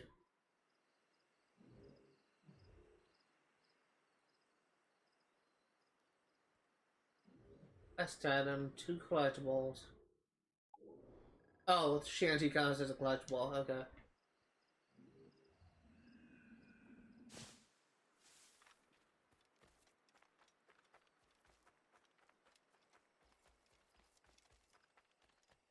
I was also thinking that, I was thinking that both the, uh, cave painting and the Templar map was both quest items, but I think it's just the Templar map is considered a quest item. I don't think the cave painting is considered collectible.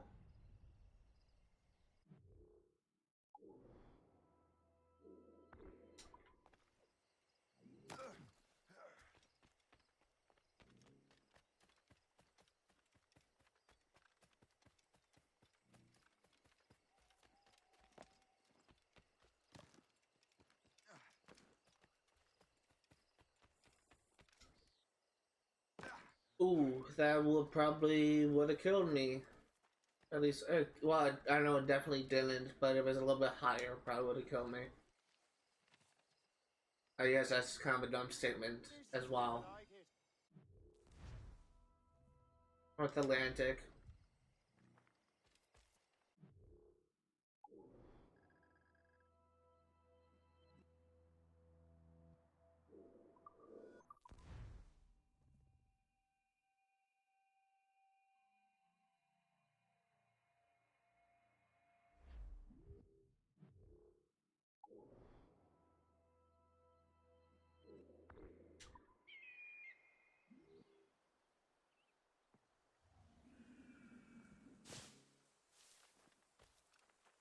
Just one of the things that I've always wondered, if America, when we were quote unquote colonizing it, if the settlers respected the Native Americans' traditions and their beliefs, instead of just trying to indoctrinate them into their own, or just stealing land that has been the natives for centuries. I've always actually wondered if what would the natives be like today if they weren't subjective to colonial expansion? If they still maintain their land and their traditions, if our settlers respected their beliefs instead of just shitting on them. I've always wondered like what their civilization, what their community, what their people would be like today if if settlers are more respectful of their beliefs. The common threats that essentially led to like Native American suffering will probably still exist. There'll probably be people, especially in the slavery area, that were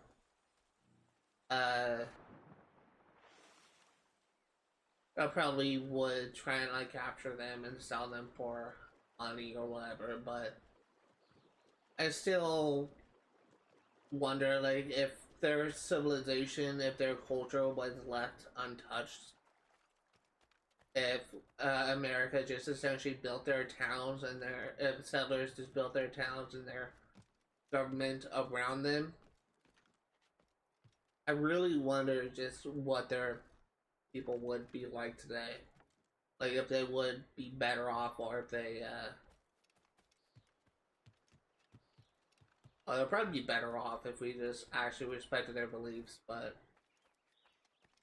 I wonder just how different their culture would be today.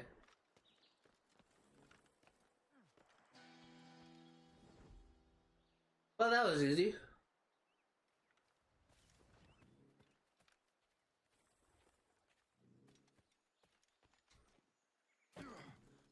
It says "Hardy Me Boy." Oh, "Handy Me Boys." That's a good song. I just like that one. I think that was from Assassin's Creed 4 Black Flag. That would have been a Freudian slip. I almost said something that probably would have been good. Wow, I haven't done that in a while. I actually used to make a mistake where when I was talking about referencing the title of Assassin's Creed 4, every now and then I would have a Freudian slip where I would have said like a homophobic slur on accident, and God, I have not done that in a while. It's surprisingly easy to make that mistake. It's surprisingly easy to misspeak because it's just like one letter that's missing for you to say that. So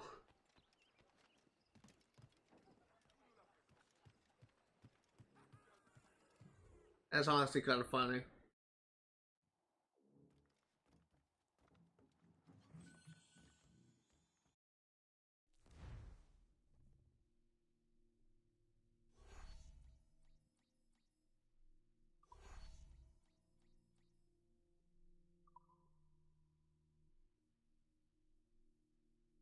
We maybe able to get this by the end of the stream. Share all dock shifts.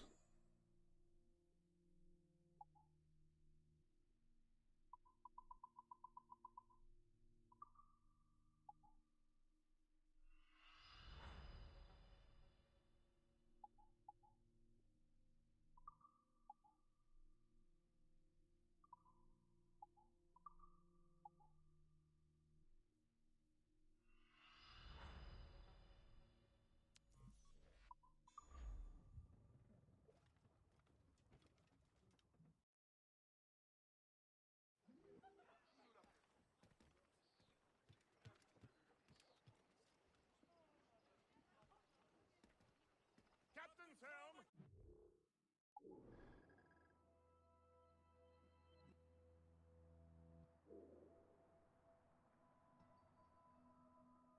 I'm just gonna take a moment to drink my Gatorade again.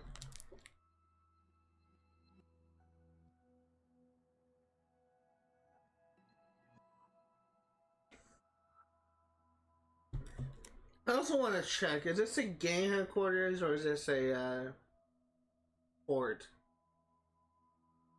This is a gang headquarters. Ports look like this.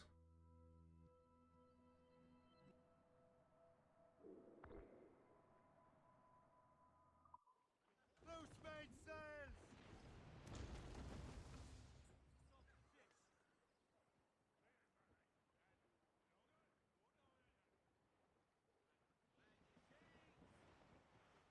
There's actually a really funny. Hunting, sir. The Fleur-de-Vent outpost ahead is a good place for it. There's actually a really funny thing.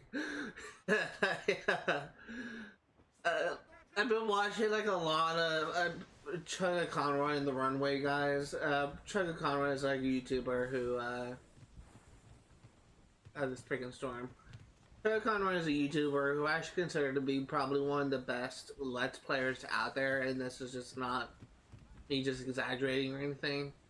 His walkthroughs are incredibly detailed, and he actually goes into the development of each game, which I find fascinating.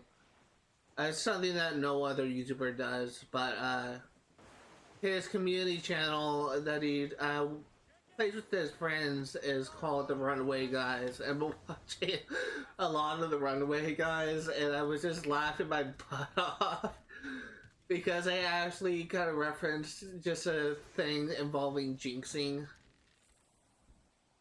Where I can't remember like what game they were playing. I think they were playing like Jogapon Kingdom, and Emil or Chugga Conroy said, "I can't believe this hasn't happened." And the very next turn that happens, and Proton John got so mad at him, and I was just laughing my ass off watching that. For those curious, when I'm not like recording or when I'm not streaming or when I'm literally just at home just eating dinner in front of the TV, I'm usually watching YouTube. And I was literally just dying.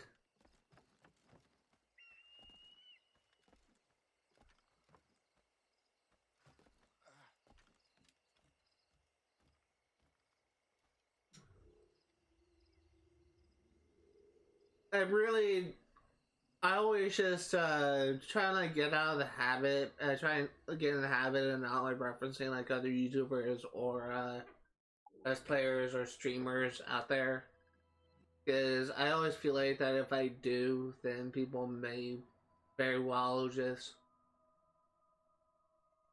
I don't know, like there's a reason like people, a lot of streamers have a problem with people coming in and say, "Oh, you should go watch," or just advertise like other streamers or YouTubers' content, because they don't want like their viewers to like go out and like watch them.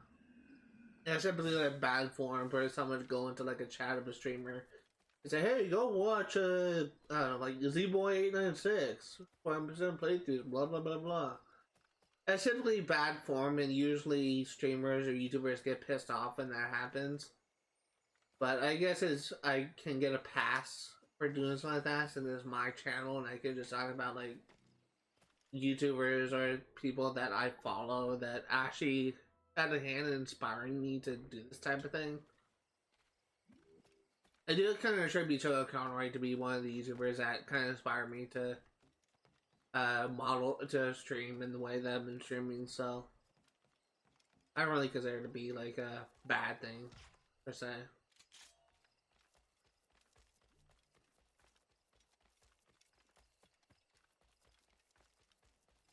Accept my challenge.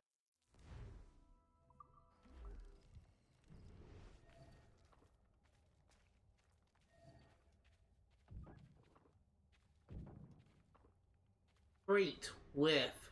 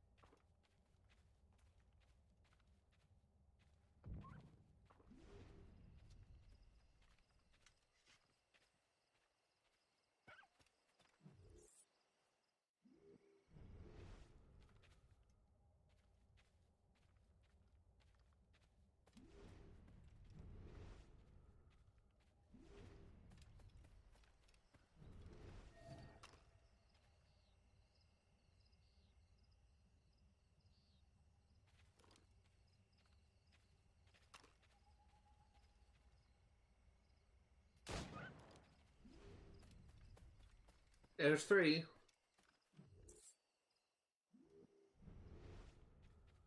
It really gave me too much time for this thing.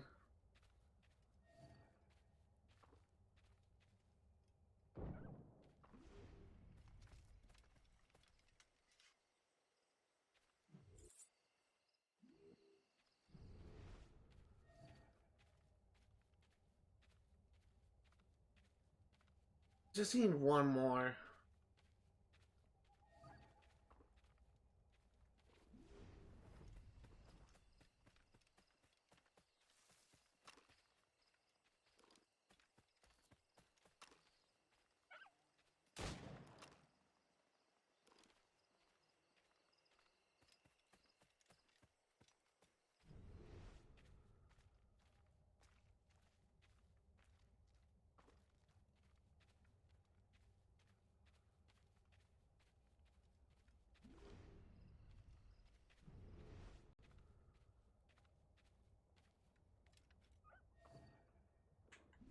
I'm running out of time. I need a clean shot.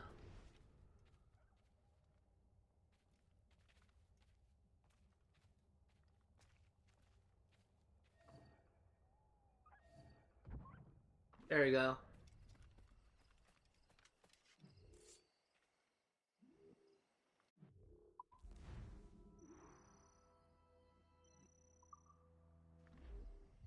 That was really poor performance, but we got it done.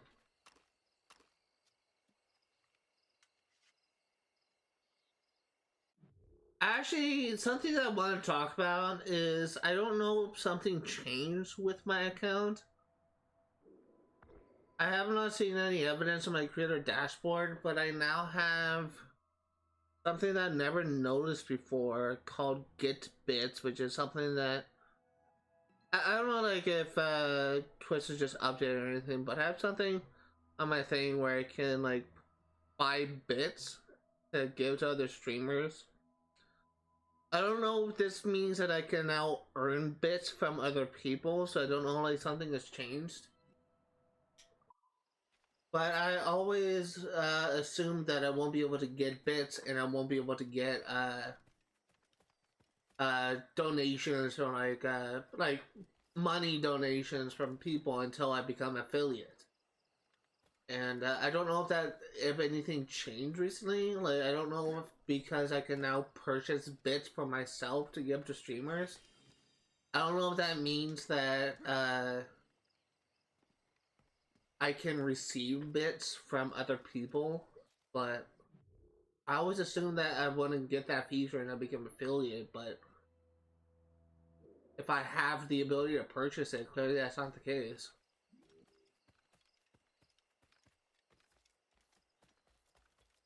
I guess that wouldn't really make much sense if you couldn't get access to bits until you become affiliate. Because most people, when they're watching streamers, they don't stream themselves, they literally just have an account to watch other content creators. Okay, come on. But I guess it kind of makes sense how you would be able to buy bits if you're like in it, even though you have like quote unquote like no content. I'm not talking about myself in this thing. I'm just making an example. I don't know why I said quote unquote, but I guess it kind of makes sense why they would that you would have access to this kind of stuff, even if you don't stream. But again, I can always assume that you wouldn't get access to it until yeah, I guess we're doing this. I always assume that you wouldn't be able to get access to this until you become affiliate, but I guess I was wrong.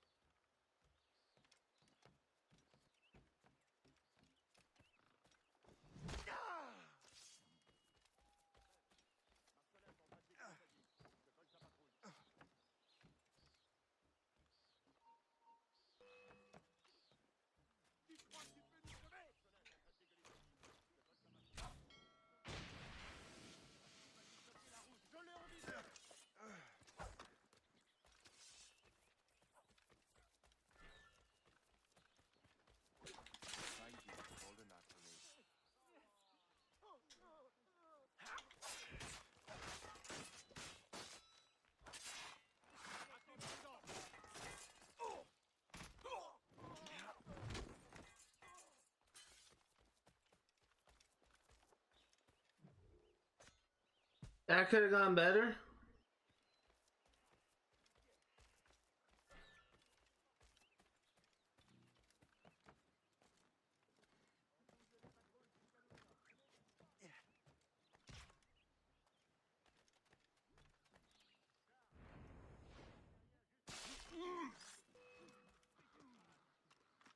Je n'ai rien fait, je le jure.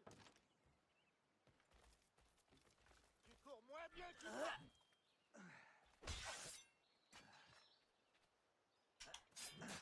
This is a very sloppy thing.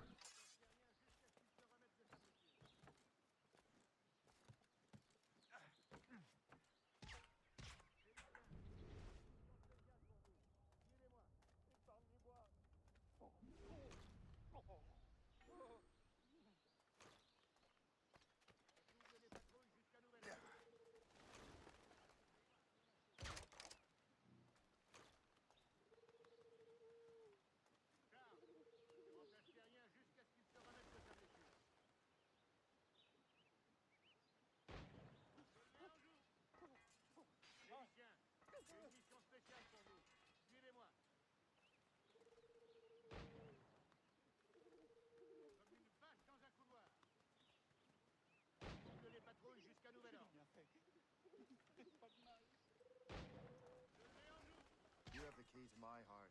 Well, for the spoils here at the very least. Pitié, oh, pitié. N'approche pas. Allez, vers à l'ouvrage. It was not the smoothest run, but we got the job done.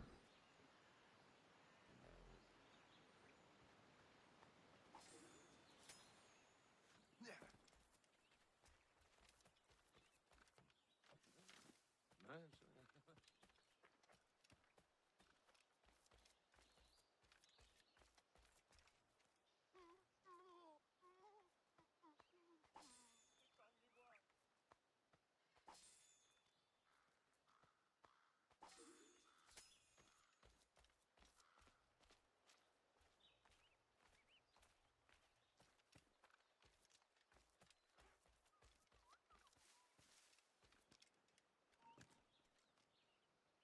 Plus un geste. On ne bouge plus là-bas. J'ai adoré ça, je le sens. You had a chance to live, and you wasted it.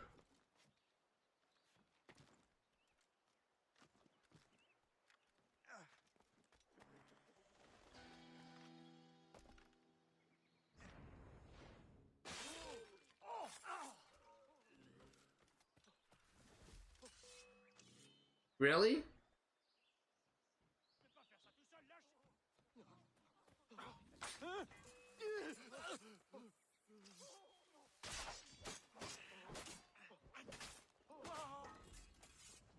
I'm just literally just gonna go in and grab these chests or the collectibles are in this area before I leave the warehouses. It's gonna force me to leave if I don't.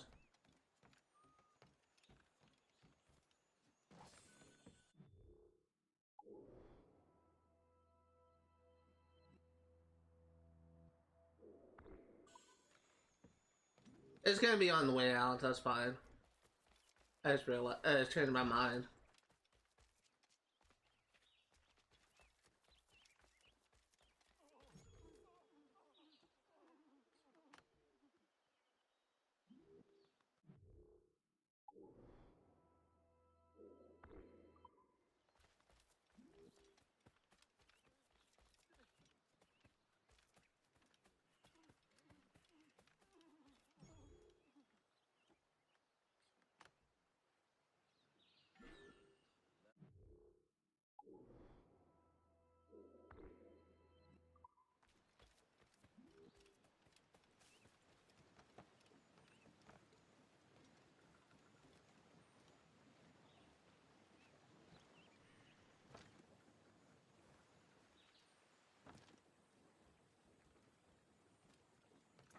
Oh, it's in here? Yeah, it is.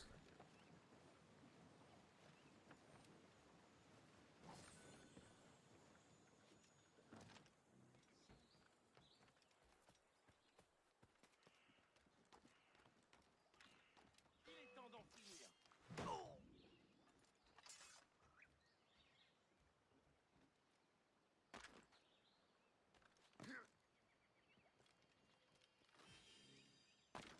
There we go.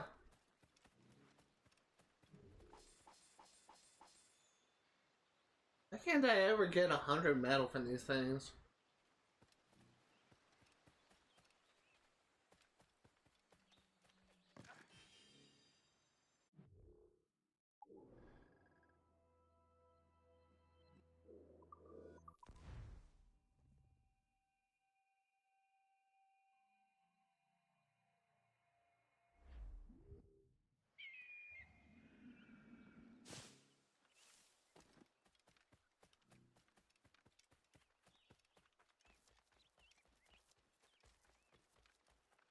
Where do we get this?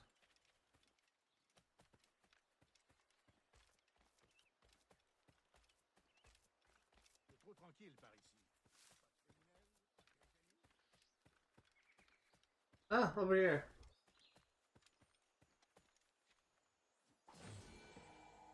Ruisseau de Renard completed.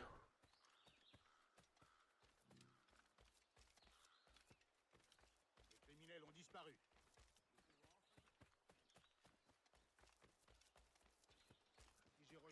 c'était pour la somme.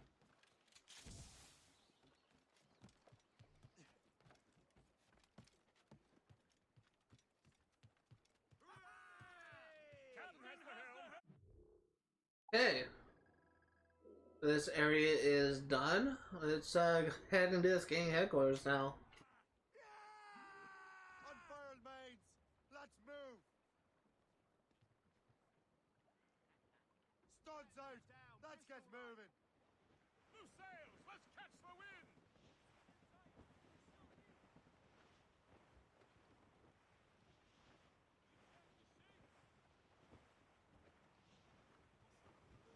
I hope I should be able to handle this gang headquarters just fine. So it probably should enough to handle it. It is a 3-star one, but we should be fine. Yeah, I already have like all the equipment you can get for the main game, so.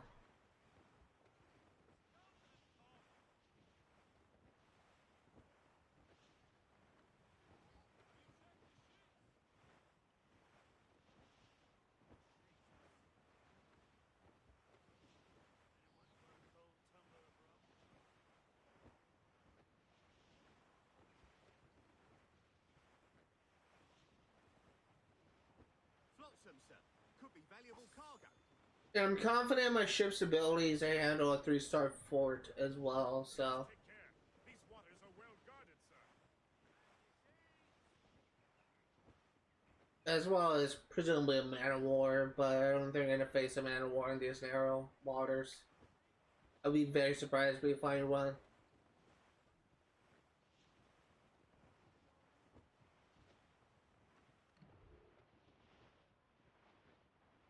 That's just brig. We're heading hard for land, sir. Floating cargo for the taking, sir. That's Lac Eternal, where they say assassin allied criminals congregate. I think we are clear, sir.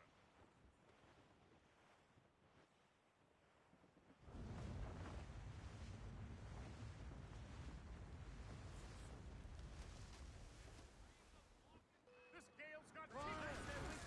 Fire! Awaiting orders, sir. Fire! Captain, a good shot at finish.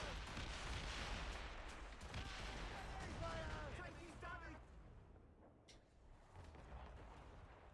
Fire! What's the news? Haul in the substance. Working on it. Keep a safe distance. Fire! Weak is right there, sir.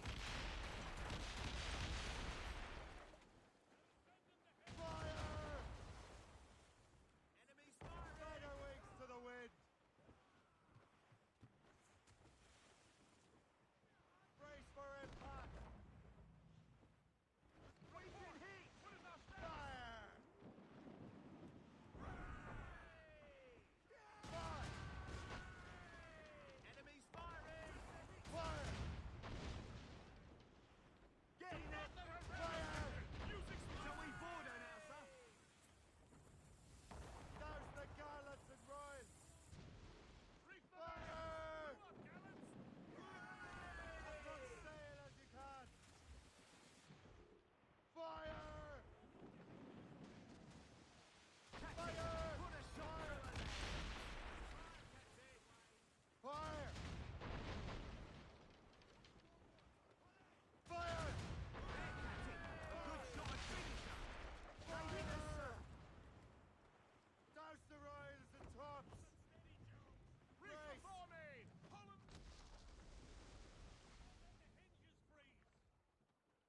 Fire! Weakest right there, sir. Fire! It's that time. Get the mainsails into the wind. Or sail. All sail. Enemies fire! Gallants, loosen trail! Fasten Report! yourselves. Where is he hurt? Short sail. Get off the squall. What's the that hit, course, sir? Captain? Give me some If she speed. tries to ram us, oil is a countermeasure!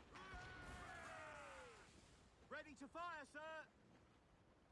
Fire! That's their weak spot. Take the shot, sir. Fire! Raffles ready, Captain. Just say the word. Keep off of those Ready, fires. Captain! Missed.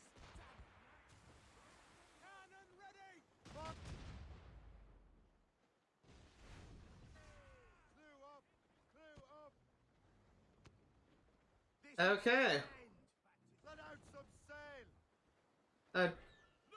Glad we didn't actually have a man of war. It is a 3-star fort area. Maybe we'll find a 3-star area. The yards off. But again, like I would be very surprised if we find one in the River Valley. But I'm honestly kind of surprised we got brigs, not frigates.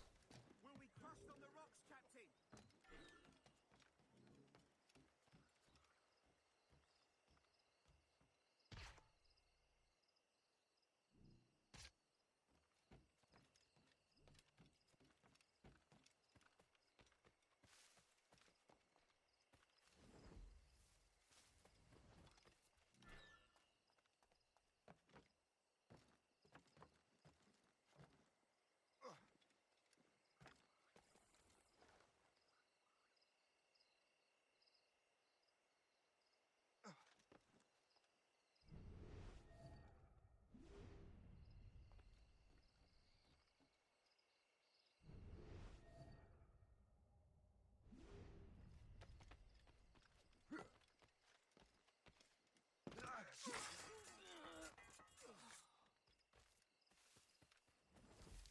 Did not mean to do that.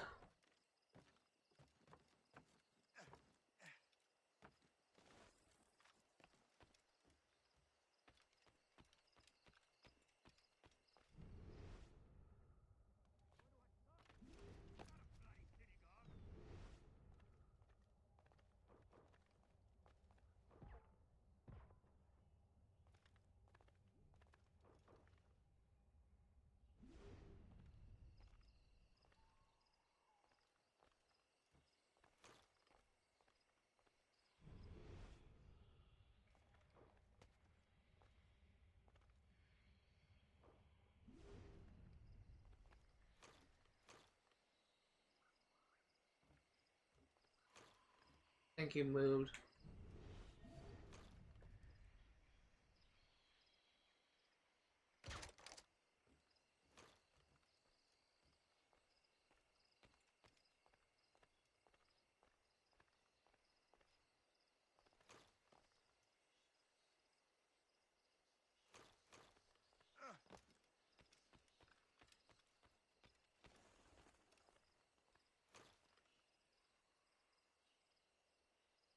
Trying to get him with the berserk dart.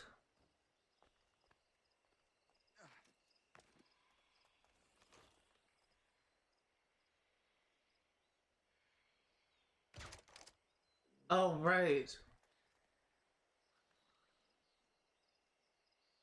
Darts don't work on him.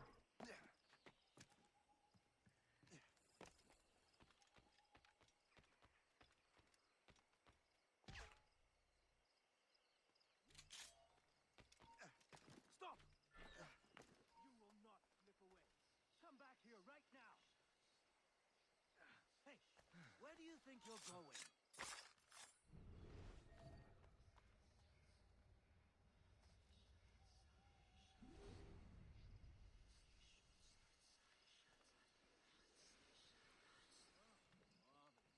Body and no killing. Don't get your hopes up. I'll keep up with you. Ah!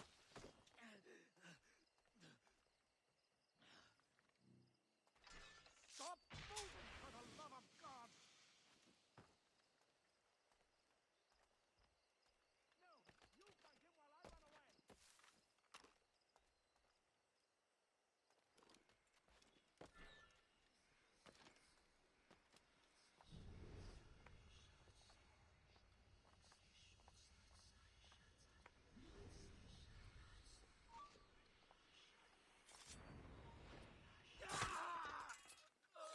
Woo!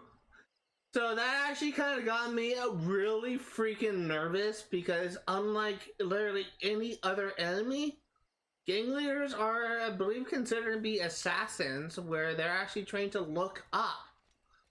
So it was very possible that as I was standing above him and he was in the grass, it's very possible he may have actually seen me and I wouldn't have been able to get that air assassination up.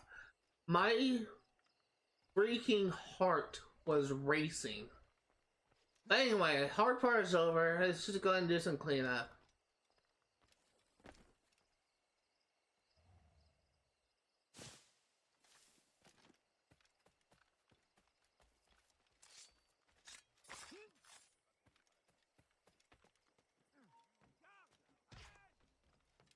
You! Stop!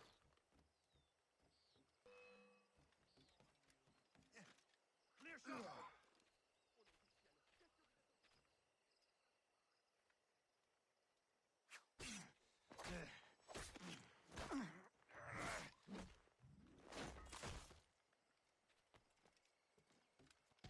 I have a clear shot!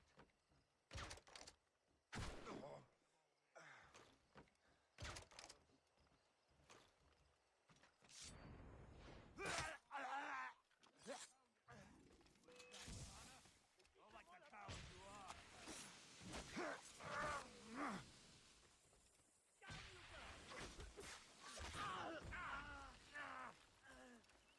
Oh, right. Oh, no, never mind. I thought the bomb went off.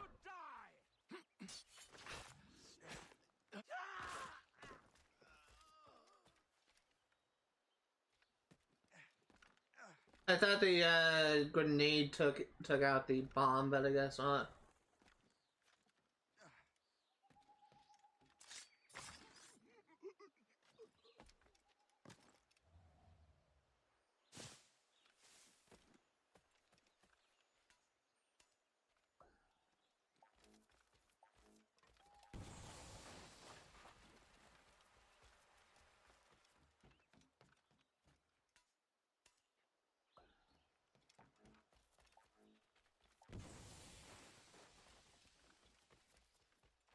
It's honestly so odd to me.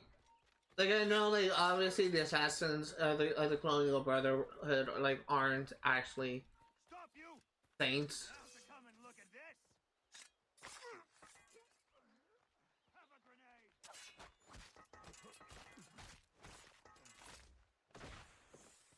You are amazingly bad at this! Get out of there! But, I still think it's just kind of odd how... there's entire videos made about, like, how bad the Colonial Brotherhood actually was. But, they're trying to give, like, a better example, I guess.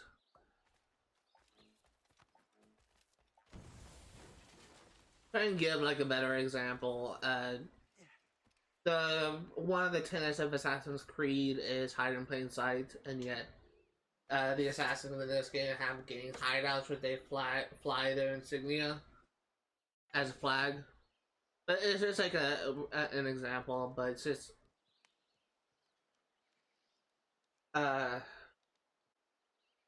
it's just so weird to me. Just I guess it's just like I honestly kind of forget like where I was going with this. If I'm gonna be honest, I'm talking in circles right now. There's so much stuff going on that I literally forgot. But I guess what I was trying to say was it's just interesting to me how Achilles just thinks it's okay to do something like this, despite him quote unquote being an assassin. Like him just having poison out in the open instead of just being concealed. Like he does it like in cities too, and it's just. I always viewed assassins to be sort of like the protectors of the free will, essentially, because that's essentially what they are. They protect the people. They ensure that they essentially protect their free will and all this kind of stuff. And yet, in this game, like they don't. The assassins seem to like don't care. They're just out for personal power or whatever. And it's just, I feel like there have been people that made that like the criticism of how it's odd, I guess, that just for like trying to make a scenario of the Templars actually being the good guys for once, and the assassins being the bad guys. An argument could be made that they don't do it very well, but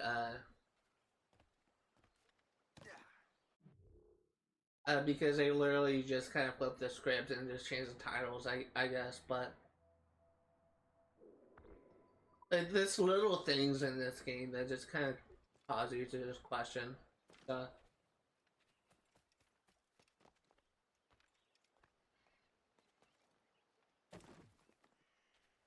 Don't tell me I have to swim.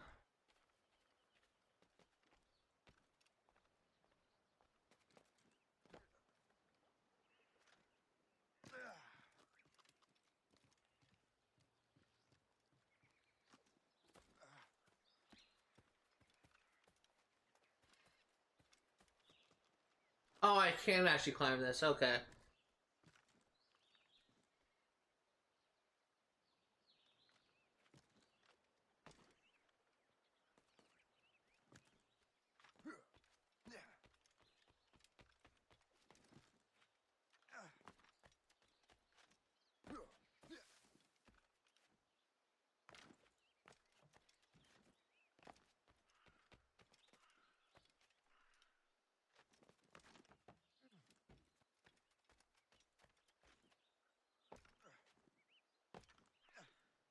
Oops.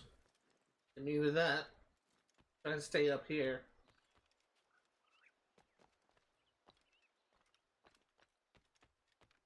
I also think it's kind of interesting. I was seeing that the assassins like commandeered like a former fort, and rather than repair the defenses, they turn it into a gang headquarters. This is clearly like the shell of the fort. And I guess while it probably would be more expensive to just reinstall like the turrets and stuff, it just seems kind of odd that they would just kind of use this as a gang headquarters instead.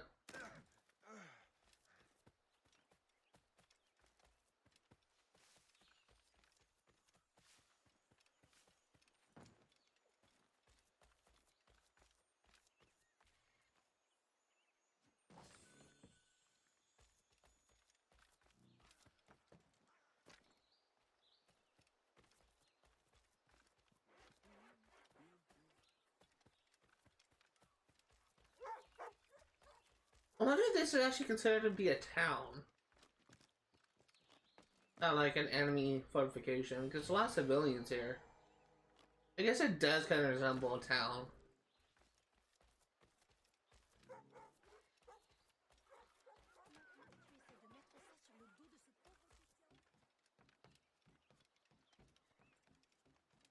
What do you be needing today, then? Repair my ship.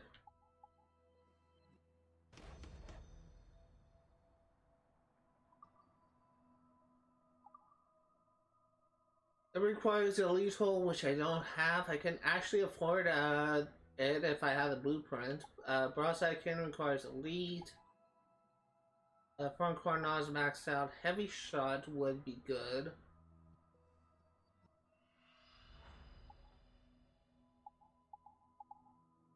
Let's also get an increase. Do I want to do that?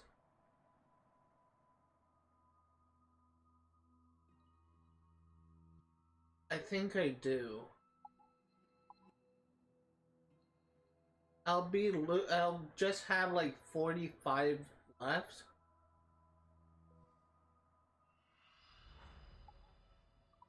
And metal is easy to come by. Rum bit of business, that.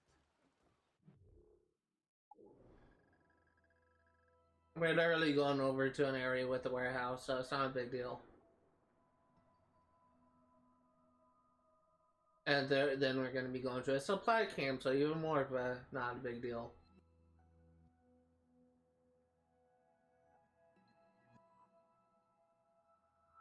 We are currently at 2 hours and almost 30 minutes of streaming. We're going to be streaming for another 20 minutes.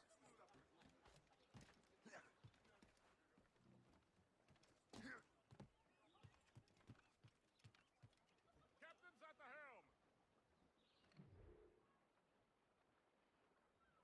Steady, Jones. Oh, fuck it, let's go. Get the main speed! Just to get a restock my metal. Topsails, gallants, and royals. Hinges freeze. Turn 'em to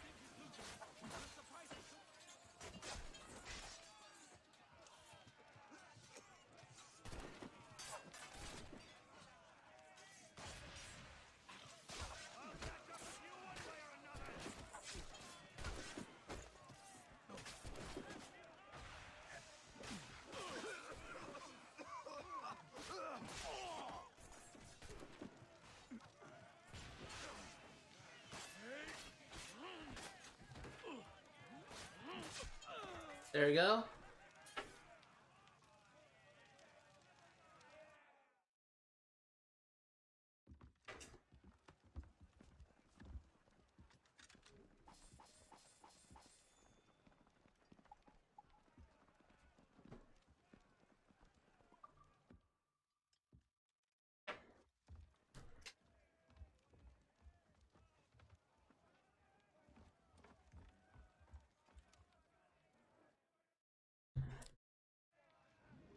Loose and trim too. Ready for a crackdown. No, we're not gonna actually go for that. Loose all and trim sharp to the wind. Let's just go to the location where I was actually going to go first, which is over here. Fleur-de-Vent. Give me more sail!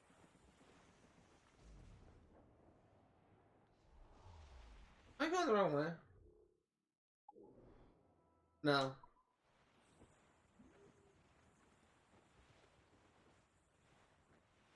Act like an officer!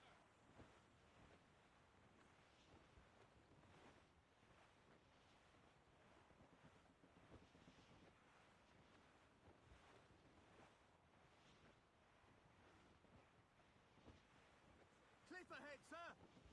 Brief in all tops.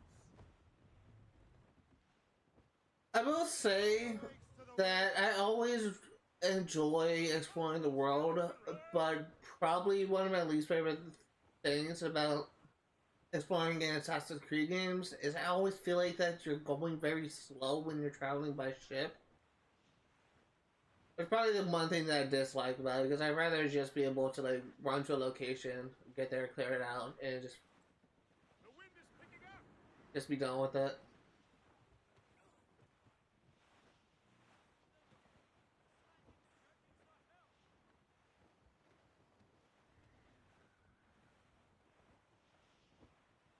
brief the topsails and gallants. Anchor away! I think I actually completed some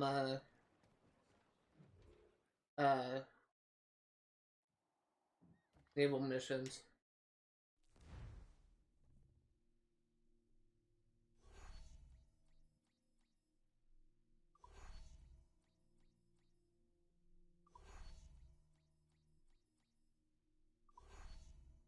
Ooh, nice. Sadly, I don't think that's an outfit I can equip, but still nice to have. I can check though, because I wouldn't mind wearing that.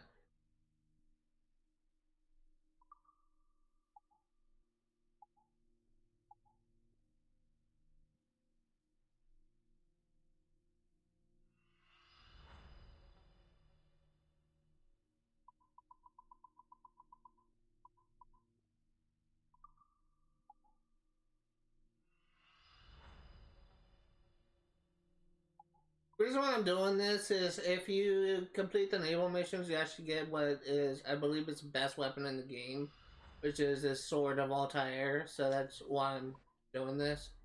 I believe there's also an achievement for this. Check the outfits.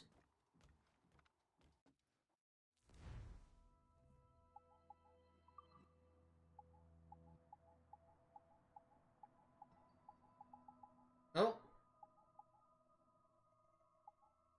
Huh.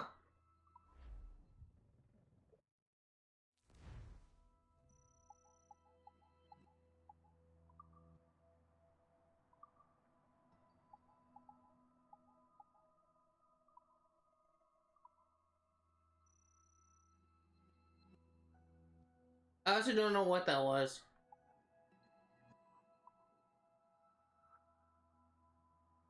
This is not in my latest entry. The last thing that I got was a shanty.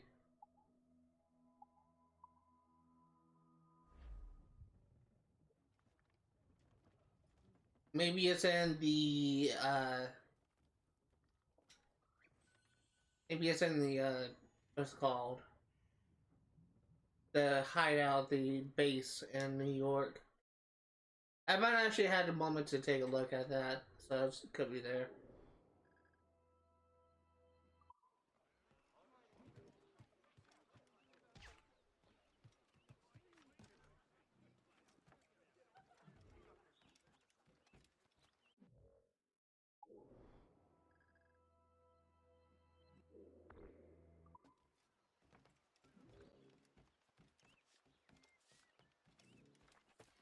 Oh, we have a temporary map here. I think what I'm actually going to do is I think we're literally just going to do this renovation. We are going to do this viewpoint, and then we're actually going to fast travel to New York because I do want to check something. And then we're probably in the live stream. Willing to do some good work, kind sir.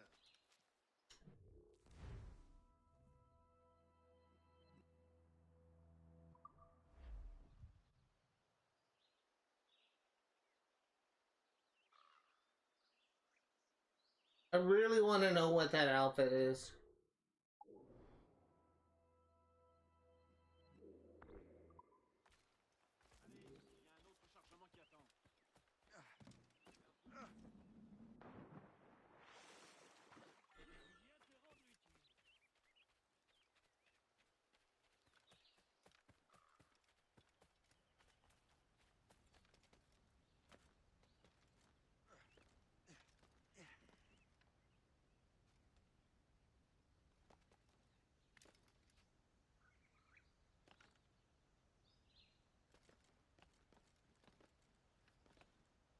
Come on, climb up.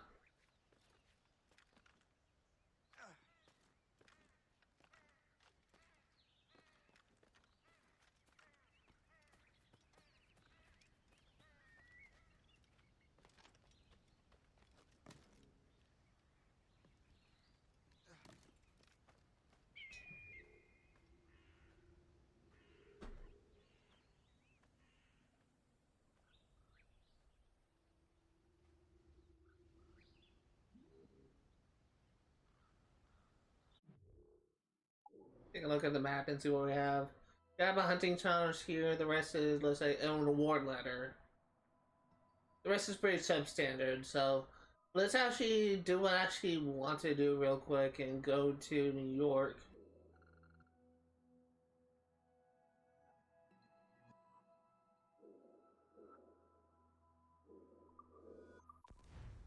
I really want to know what that is.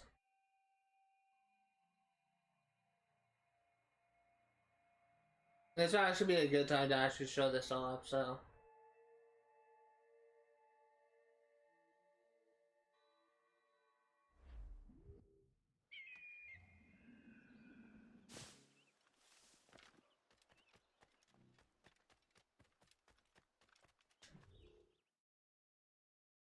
So this is the location where every single bit of collectible you buy, every single sword set you buy, pistol set you buy, they would all appear here. And if anyone is unfamiliar with my content, how I handle these games, I will be getting every single sword set and every single item that I can that's actually required for a completion, for a 100% completion. So we'll be buying every single outfit, every single pistol, and every single sword that we can. And it will all appear here. You can actually see some of the ship types, some of the models that was actually in the database.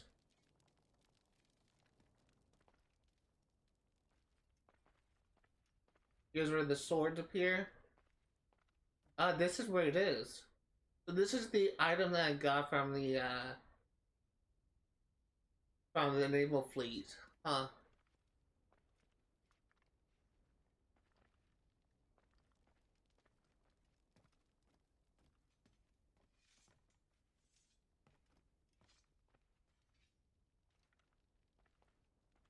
She actually has a pretty nice bedroom.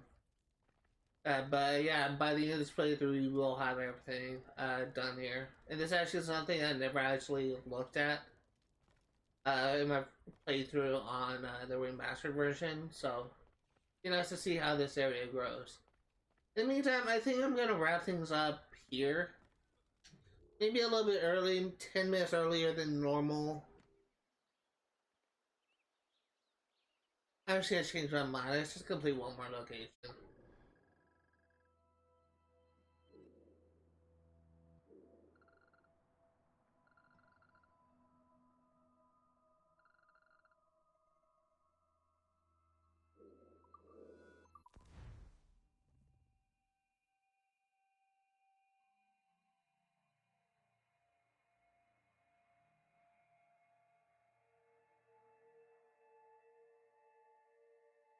You got time.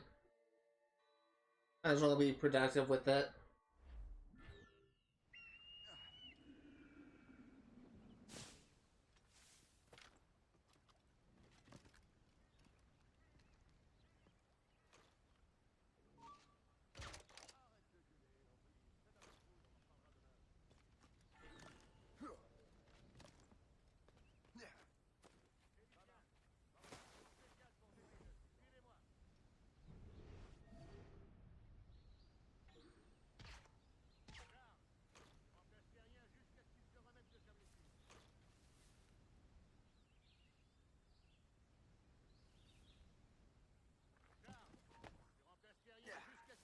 De sa blessure.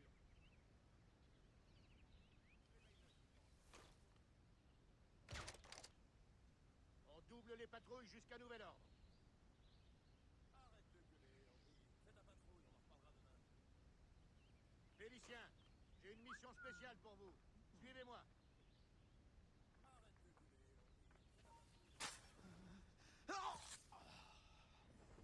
On double les patrouilles jusqu'à nouvel ordre.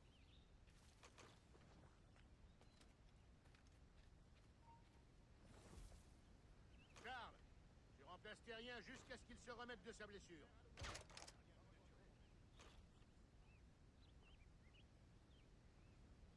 On double les patrouilles jusqu'à nouvel ordre. Arrête de gueuler,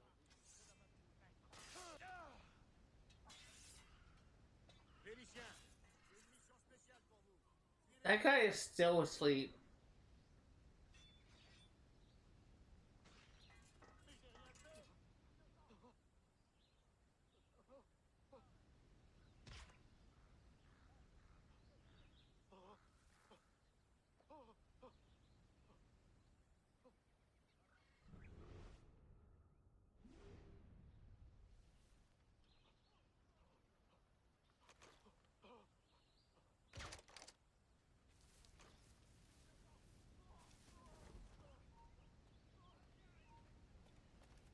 Ne bouge plus d'un pouce.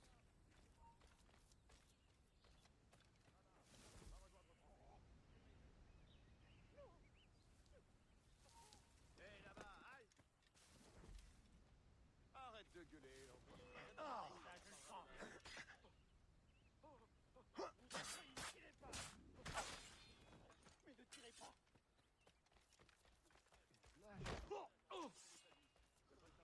Je ne suis pas avec eux, je ne les connais même pas.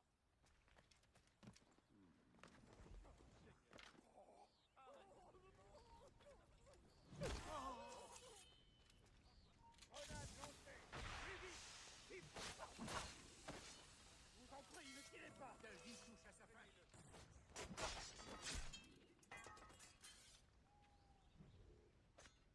That could have gone better. Marcelin est en train de dégueuler sa vie. Je colle sa patrouille.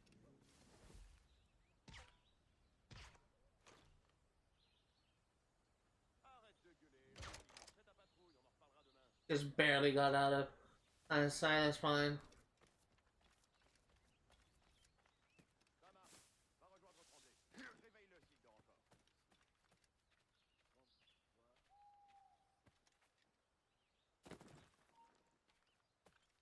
Lefebvre, Marcelin est en train de dégueuler sa vie. Je te colle sa patrouille.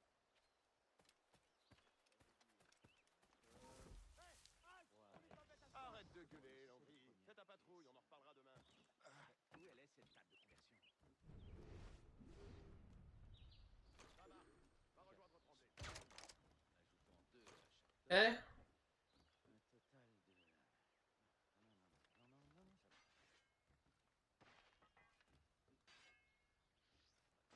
de... Non, ça va. On ne bouge plus. Arrête. Il y a un pied sous terre.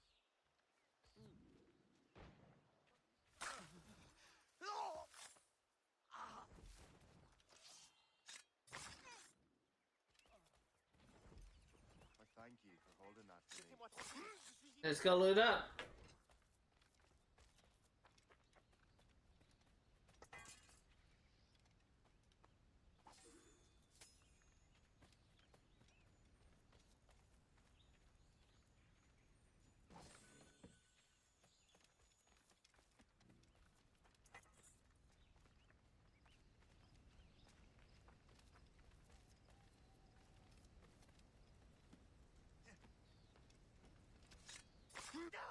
And you're dead.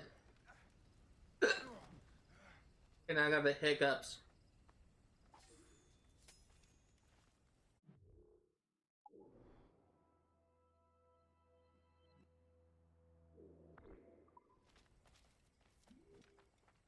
I will say that once we essentially have done all the exploration, there's way too many locations for a game this size.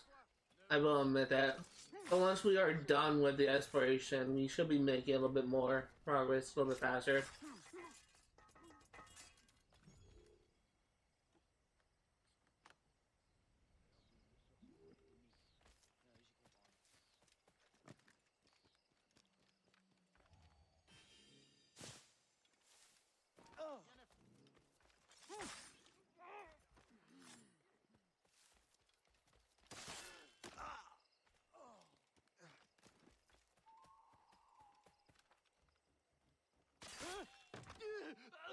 There we go.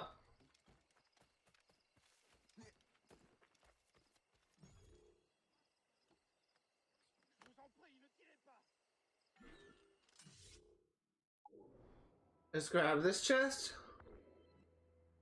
And we will grab this one, and then work our way across.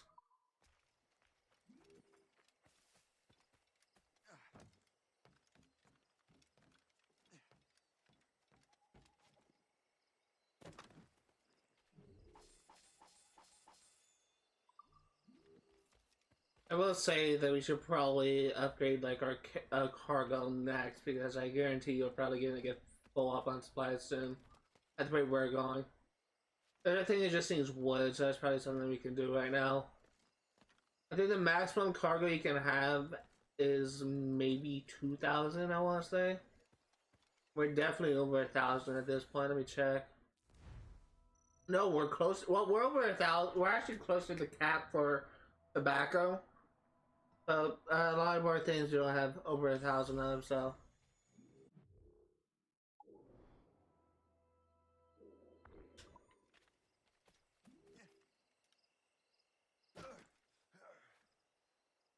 To my knowledge, you don't really. There's so many locations in this game that are completely optional. You're not required to come to many of these locations in the story.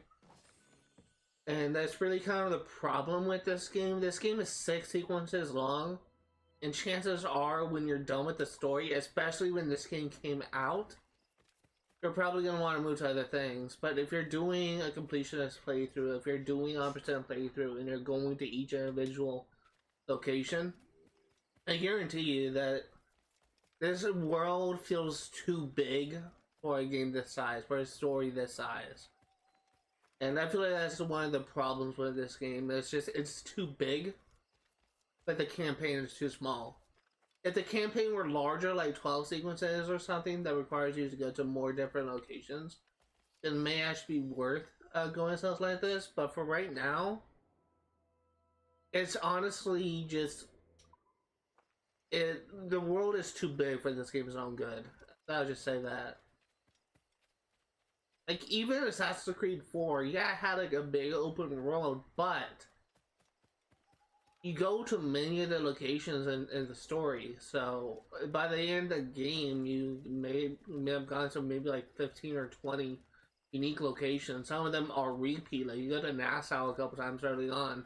You go to Havana a couple times, especially at the end. But there's still like another issue with Assassin's Creed Black Flag, but to a lesser extent, that the game has like a lot of locations for you to explore, but you kind of have like a good reason to do that type of thing. And it's actually more enjoyable to explore the location, I would argue, in Assassin's Creed 4 Black Flag.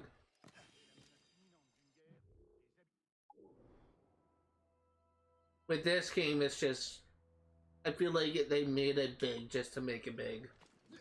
I feel like they could very easily have just cut out the River Valley from this and just use North Atlantic and New York for their 2 locations.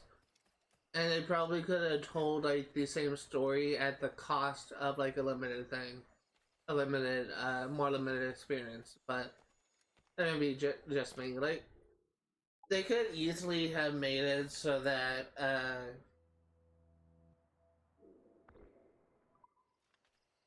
where you're, because you go to a lot of the locations in the River Valley for the main story, but I feel like they could easily have made it so they can go to do those same missions in the North Atlantic, or you could just have like one of those locations where the mission starts at the edge of the map and it takes you to a location you actually can't visit or something like that. Just, you know, things that Assassin's Creed has done before.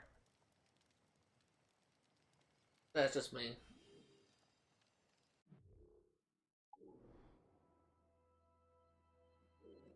This is gonna be a beaver, I'm calling it.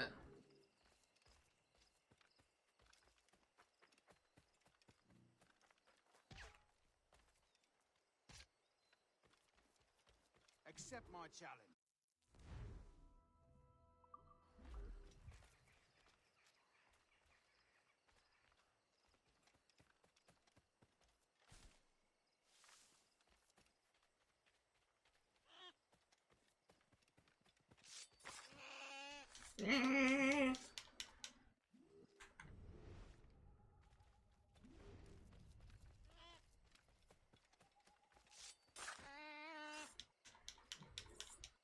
I always liked beavers, but I know there's some people that actually had beavers as a pet. I actually seen videos of people that have pet beavers and they just completely destroy their walls, and it's just, I feel like it would be kind of expensive, not just to like care for a beaver, but to just repair your houses, I guess.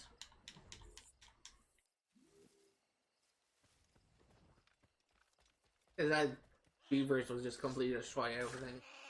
There's also some YouTubers I saw that actually had like a pet, like puma or like a jaguar, and I don't know if like anyone's seen little videos of those people that that had like a rescue. I can't remember like what type of animal it was. I want to say it's like a puma or some or mountain lion or something. And there's like a Russian family too. That's just insane.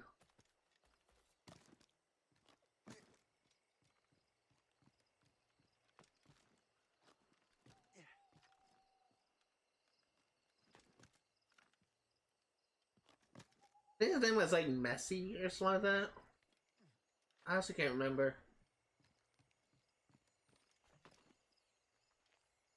They have a YouTube channel where they just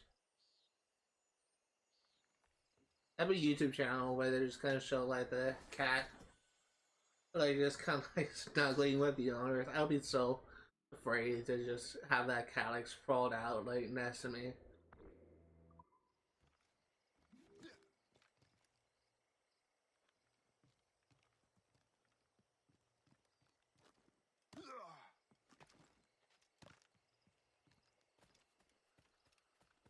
I'm like a huge animal person, but there's like some animals I would honestly be kind of afraid to just touch. Like snakes. Snakes is one. I think there's actually a location of the map. 225, 259. I think this is it.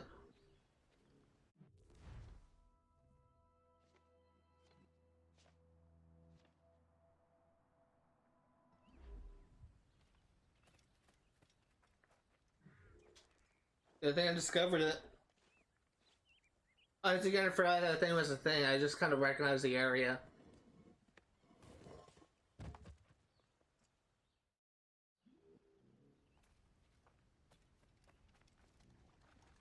Actually, it may be the Templar relics for buried treasure that gets you the Templar outfit. I have no idea about the James Gunn or whatever it's called. Cross. I think James Gunn's the director. I have no idea what those crosses actually do. Huh.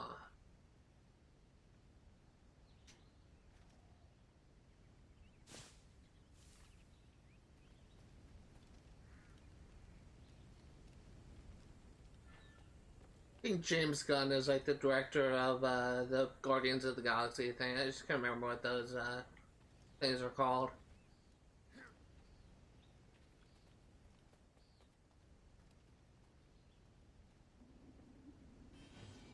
There we go. Location done. And with that, we are going to wrap things up here. If you are remotely interested in what I see today, all the games I cover on my channel will be for 100% completion. I will be streaming Assassin's Creed Rogue yet again next Saturday, 1 p.m. to 4 Pacific Standard Time. I will be streaming Stardew Valley for 100% completion on Sundays, 1 p.m. to 4 Pacific Standard Time. And I will be streaming Sims 3 Pets for 100% completion on Fridays, 1 p.m. to 4 Pacific Standard Time. If you are interested in games being played for 100% completion, know that not only go for 100% in-game statistic, but 100% in achievement as well. We are 59% through the game. Next time we'll be making some more progress, but just be warned, we're going to be doing some more exploration. To just kind of give an idea of what exactly I'm trying to do. We only have like this sequence and that sequence left to do, and I want to clear out like all of the hard ranked areas in the game. So we have this area to do, this area to do. We have really only one area of North Atlantic, which is this area. And then we have New York. We're probably going to wrap up River Valley, then move on to New York and clear out this one, and this one. And then what we're likely going to do is do North Atlantic last, since that's where the mission is. I once again completely understand that people are not interested in this type of thing, but it is how I want to handle this. So really do apologize, but hope you guys understand. In the meantime, gonna wrap things up right here. Thank you guys for watching, and I'll see you all next time. I am really surprised, by the way, that my internet didn't actually go down, so that's actually a plus. Hello everyone, and welcome to another post-stream session where I go over all the new entries for the database. We didn't really get much done in regards to entries, but we at least got some documents. We have gotten a couple war letters, I believe. Family Vacation, 1751, Master Guest. Lady Luck was on my side, and I did not have to find an excuse to abandon my brother in the tropics. George caught a small case of smallpox, so I was able to slip away to Port-au-Prince while he recovered. I am relieved that I survived the illness, though it is likely he will have some scarring. He is a bright boy, and I hope to spare his tender heart from the ugly truths of our most serious business. Once in Haiti, I wasted no time in tracking down the assassins. They are led by a one-armed maroon leader named Francois Macandal, a reckless tyrant if ever I've seen one. I tracked his man Vendredi to the entrance of a cave of some kind. My plan was to ambush him on his way out, but as I lay in wait, an earthquake struck, and as the assassin came running out of the crevice, but his legs were crushed under the falling debris. I promised to free him if he told me where Macandal was hiding. He did, and I slit his throat. I should have liked to explore the cave myself, but the entrance was obliterated. Devastation provided an excellent cover for my approach on Macandal's camp. I sold 2 pieces of Eden in his possession, a strange precursor box, and a mysterious manuscript. By the time you're reading this, I'll be on my way back to Virginia. Prepare yourself. Our true work begins now. Upon my return, we'll be able to share the glad news with the Grand Master in London. Perhaps my leadership in the colonies will finally be recognized. May the Father of Understanding guide you, Lawrence Washington, Barbados. It's interesting to hear about that. For those curious, Lawrence Washington, when he was talking about George, was talking about his brother George Washington, first President of the United States. Mediterranean Defense, 1748, Senor Achilles. Although we have begun preliminary designs for a ship for your new assassin fleet, we will be unable to construct her here in Spain. You're concerned over our growing British presence in the area. While on the surface it appears to be as rampant imperialism at play, we suspect its ultimate cause is a Templar order. It seems our Grand Master is becoming increasingly obsessed with the legends of the precursor race. We choose to focus on more worldly affairs, and in accordance with that, we are working to appeal to the Spanish crown to prepare for any conflicts that lay ahead.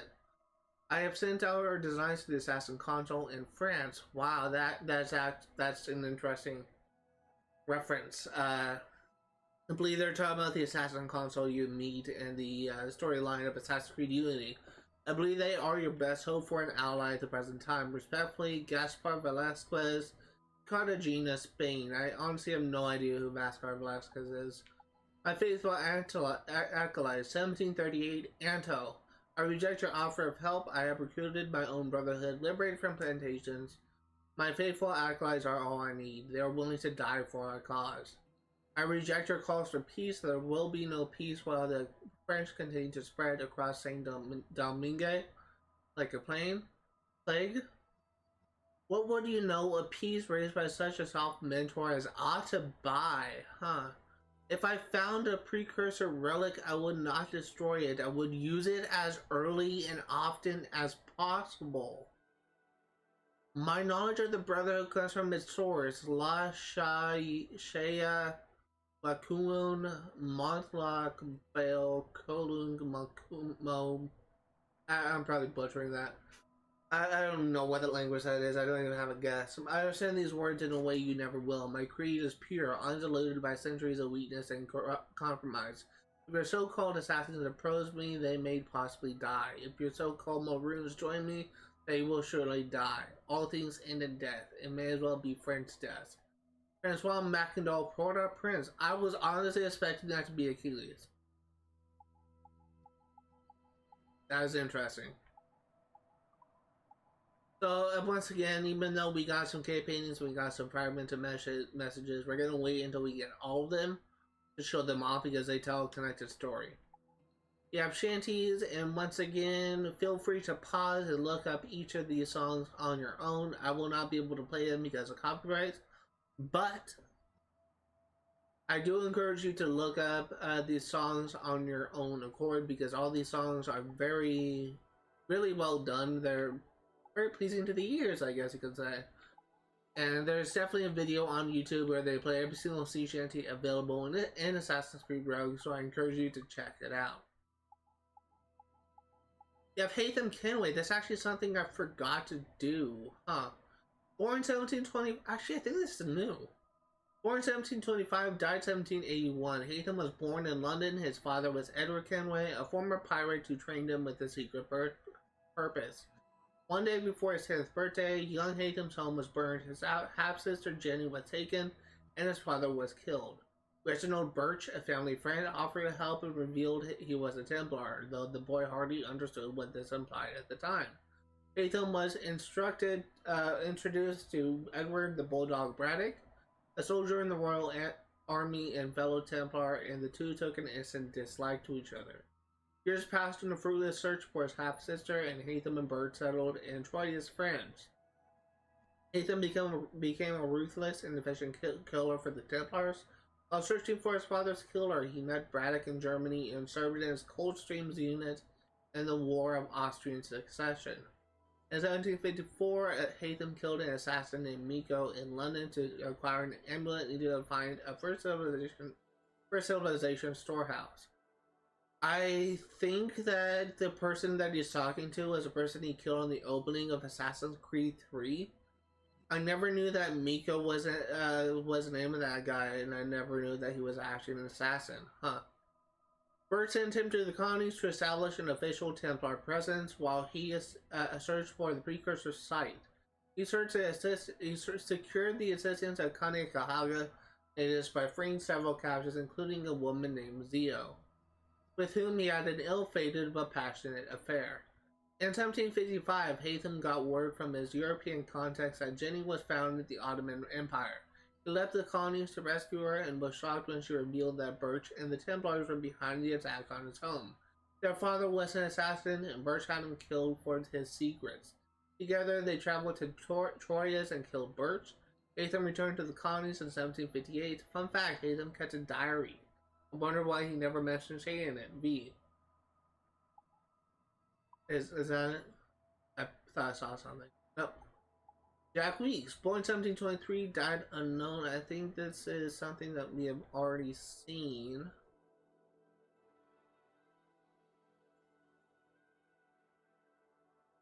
I think this may be new. In 1750, Guest was hired to explore the lands west of the colonies and so introduced Weeks to George Monroe. Guest suggested the officers should take the young man on it. I think there's actually something already read. When he joined the Templar Order in 1751, Monroe agreed to induct Jack Weeks as well. After narrowly avoiding death at Shay's hand, Weeks stuck close to George Monroe. When did Shay have an opportunity to kill Jack Weeks?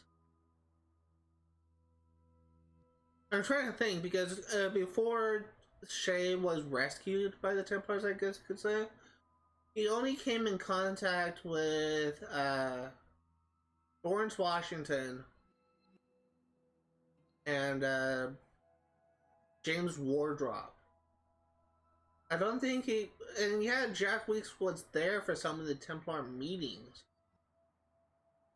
But I don't think that he was at risk of being killed. Like, I don't think he was ever actively targeted by Shay, is what I'm trying to say. So I don't know what that means by after narrowly avoiding death at Shay's hands, Weeks so close to George Monroe. I actually wonder if that was actually a remnant from especially like the beta designs for this game. I wonder if the initial concept of the story has Shay go after Jack Weeks, but he gets away. That would be interesting because it would kind of like add to his dynamic. But to my knowledge, we never really crossed paths with Jack Weeks until after Shay was rescued by George Monroe. So that was interesting. I don't know what it means by that. When Monroe was killed by assassins, he found himself working with a former enemy, as Shay Cormac was now fighting against his former brotherhood with the Templars.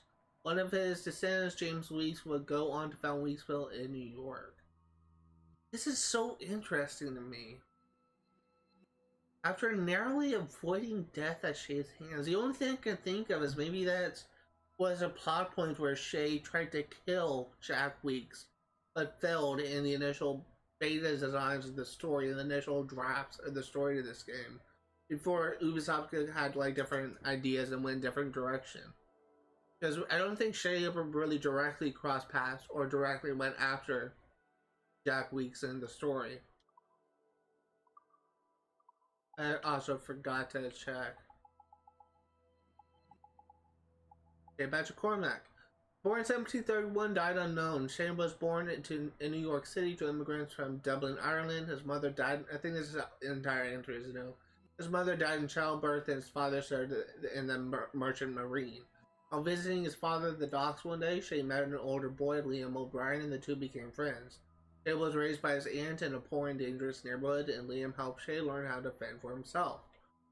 By the tender age of 8, Shay earned a reputation as a brawler, and his father brought him aboard a ship. Shay was always on the lookout for an adventure, and although he would miss his friend Liam, he eagerly agreed and began to work for a living.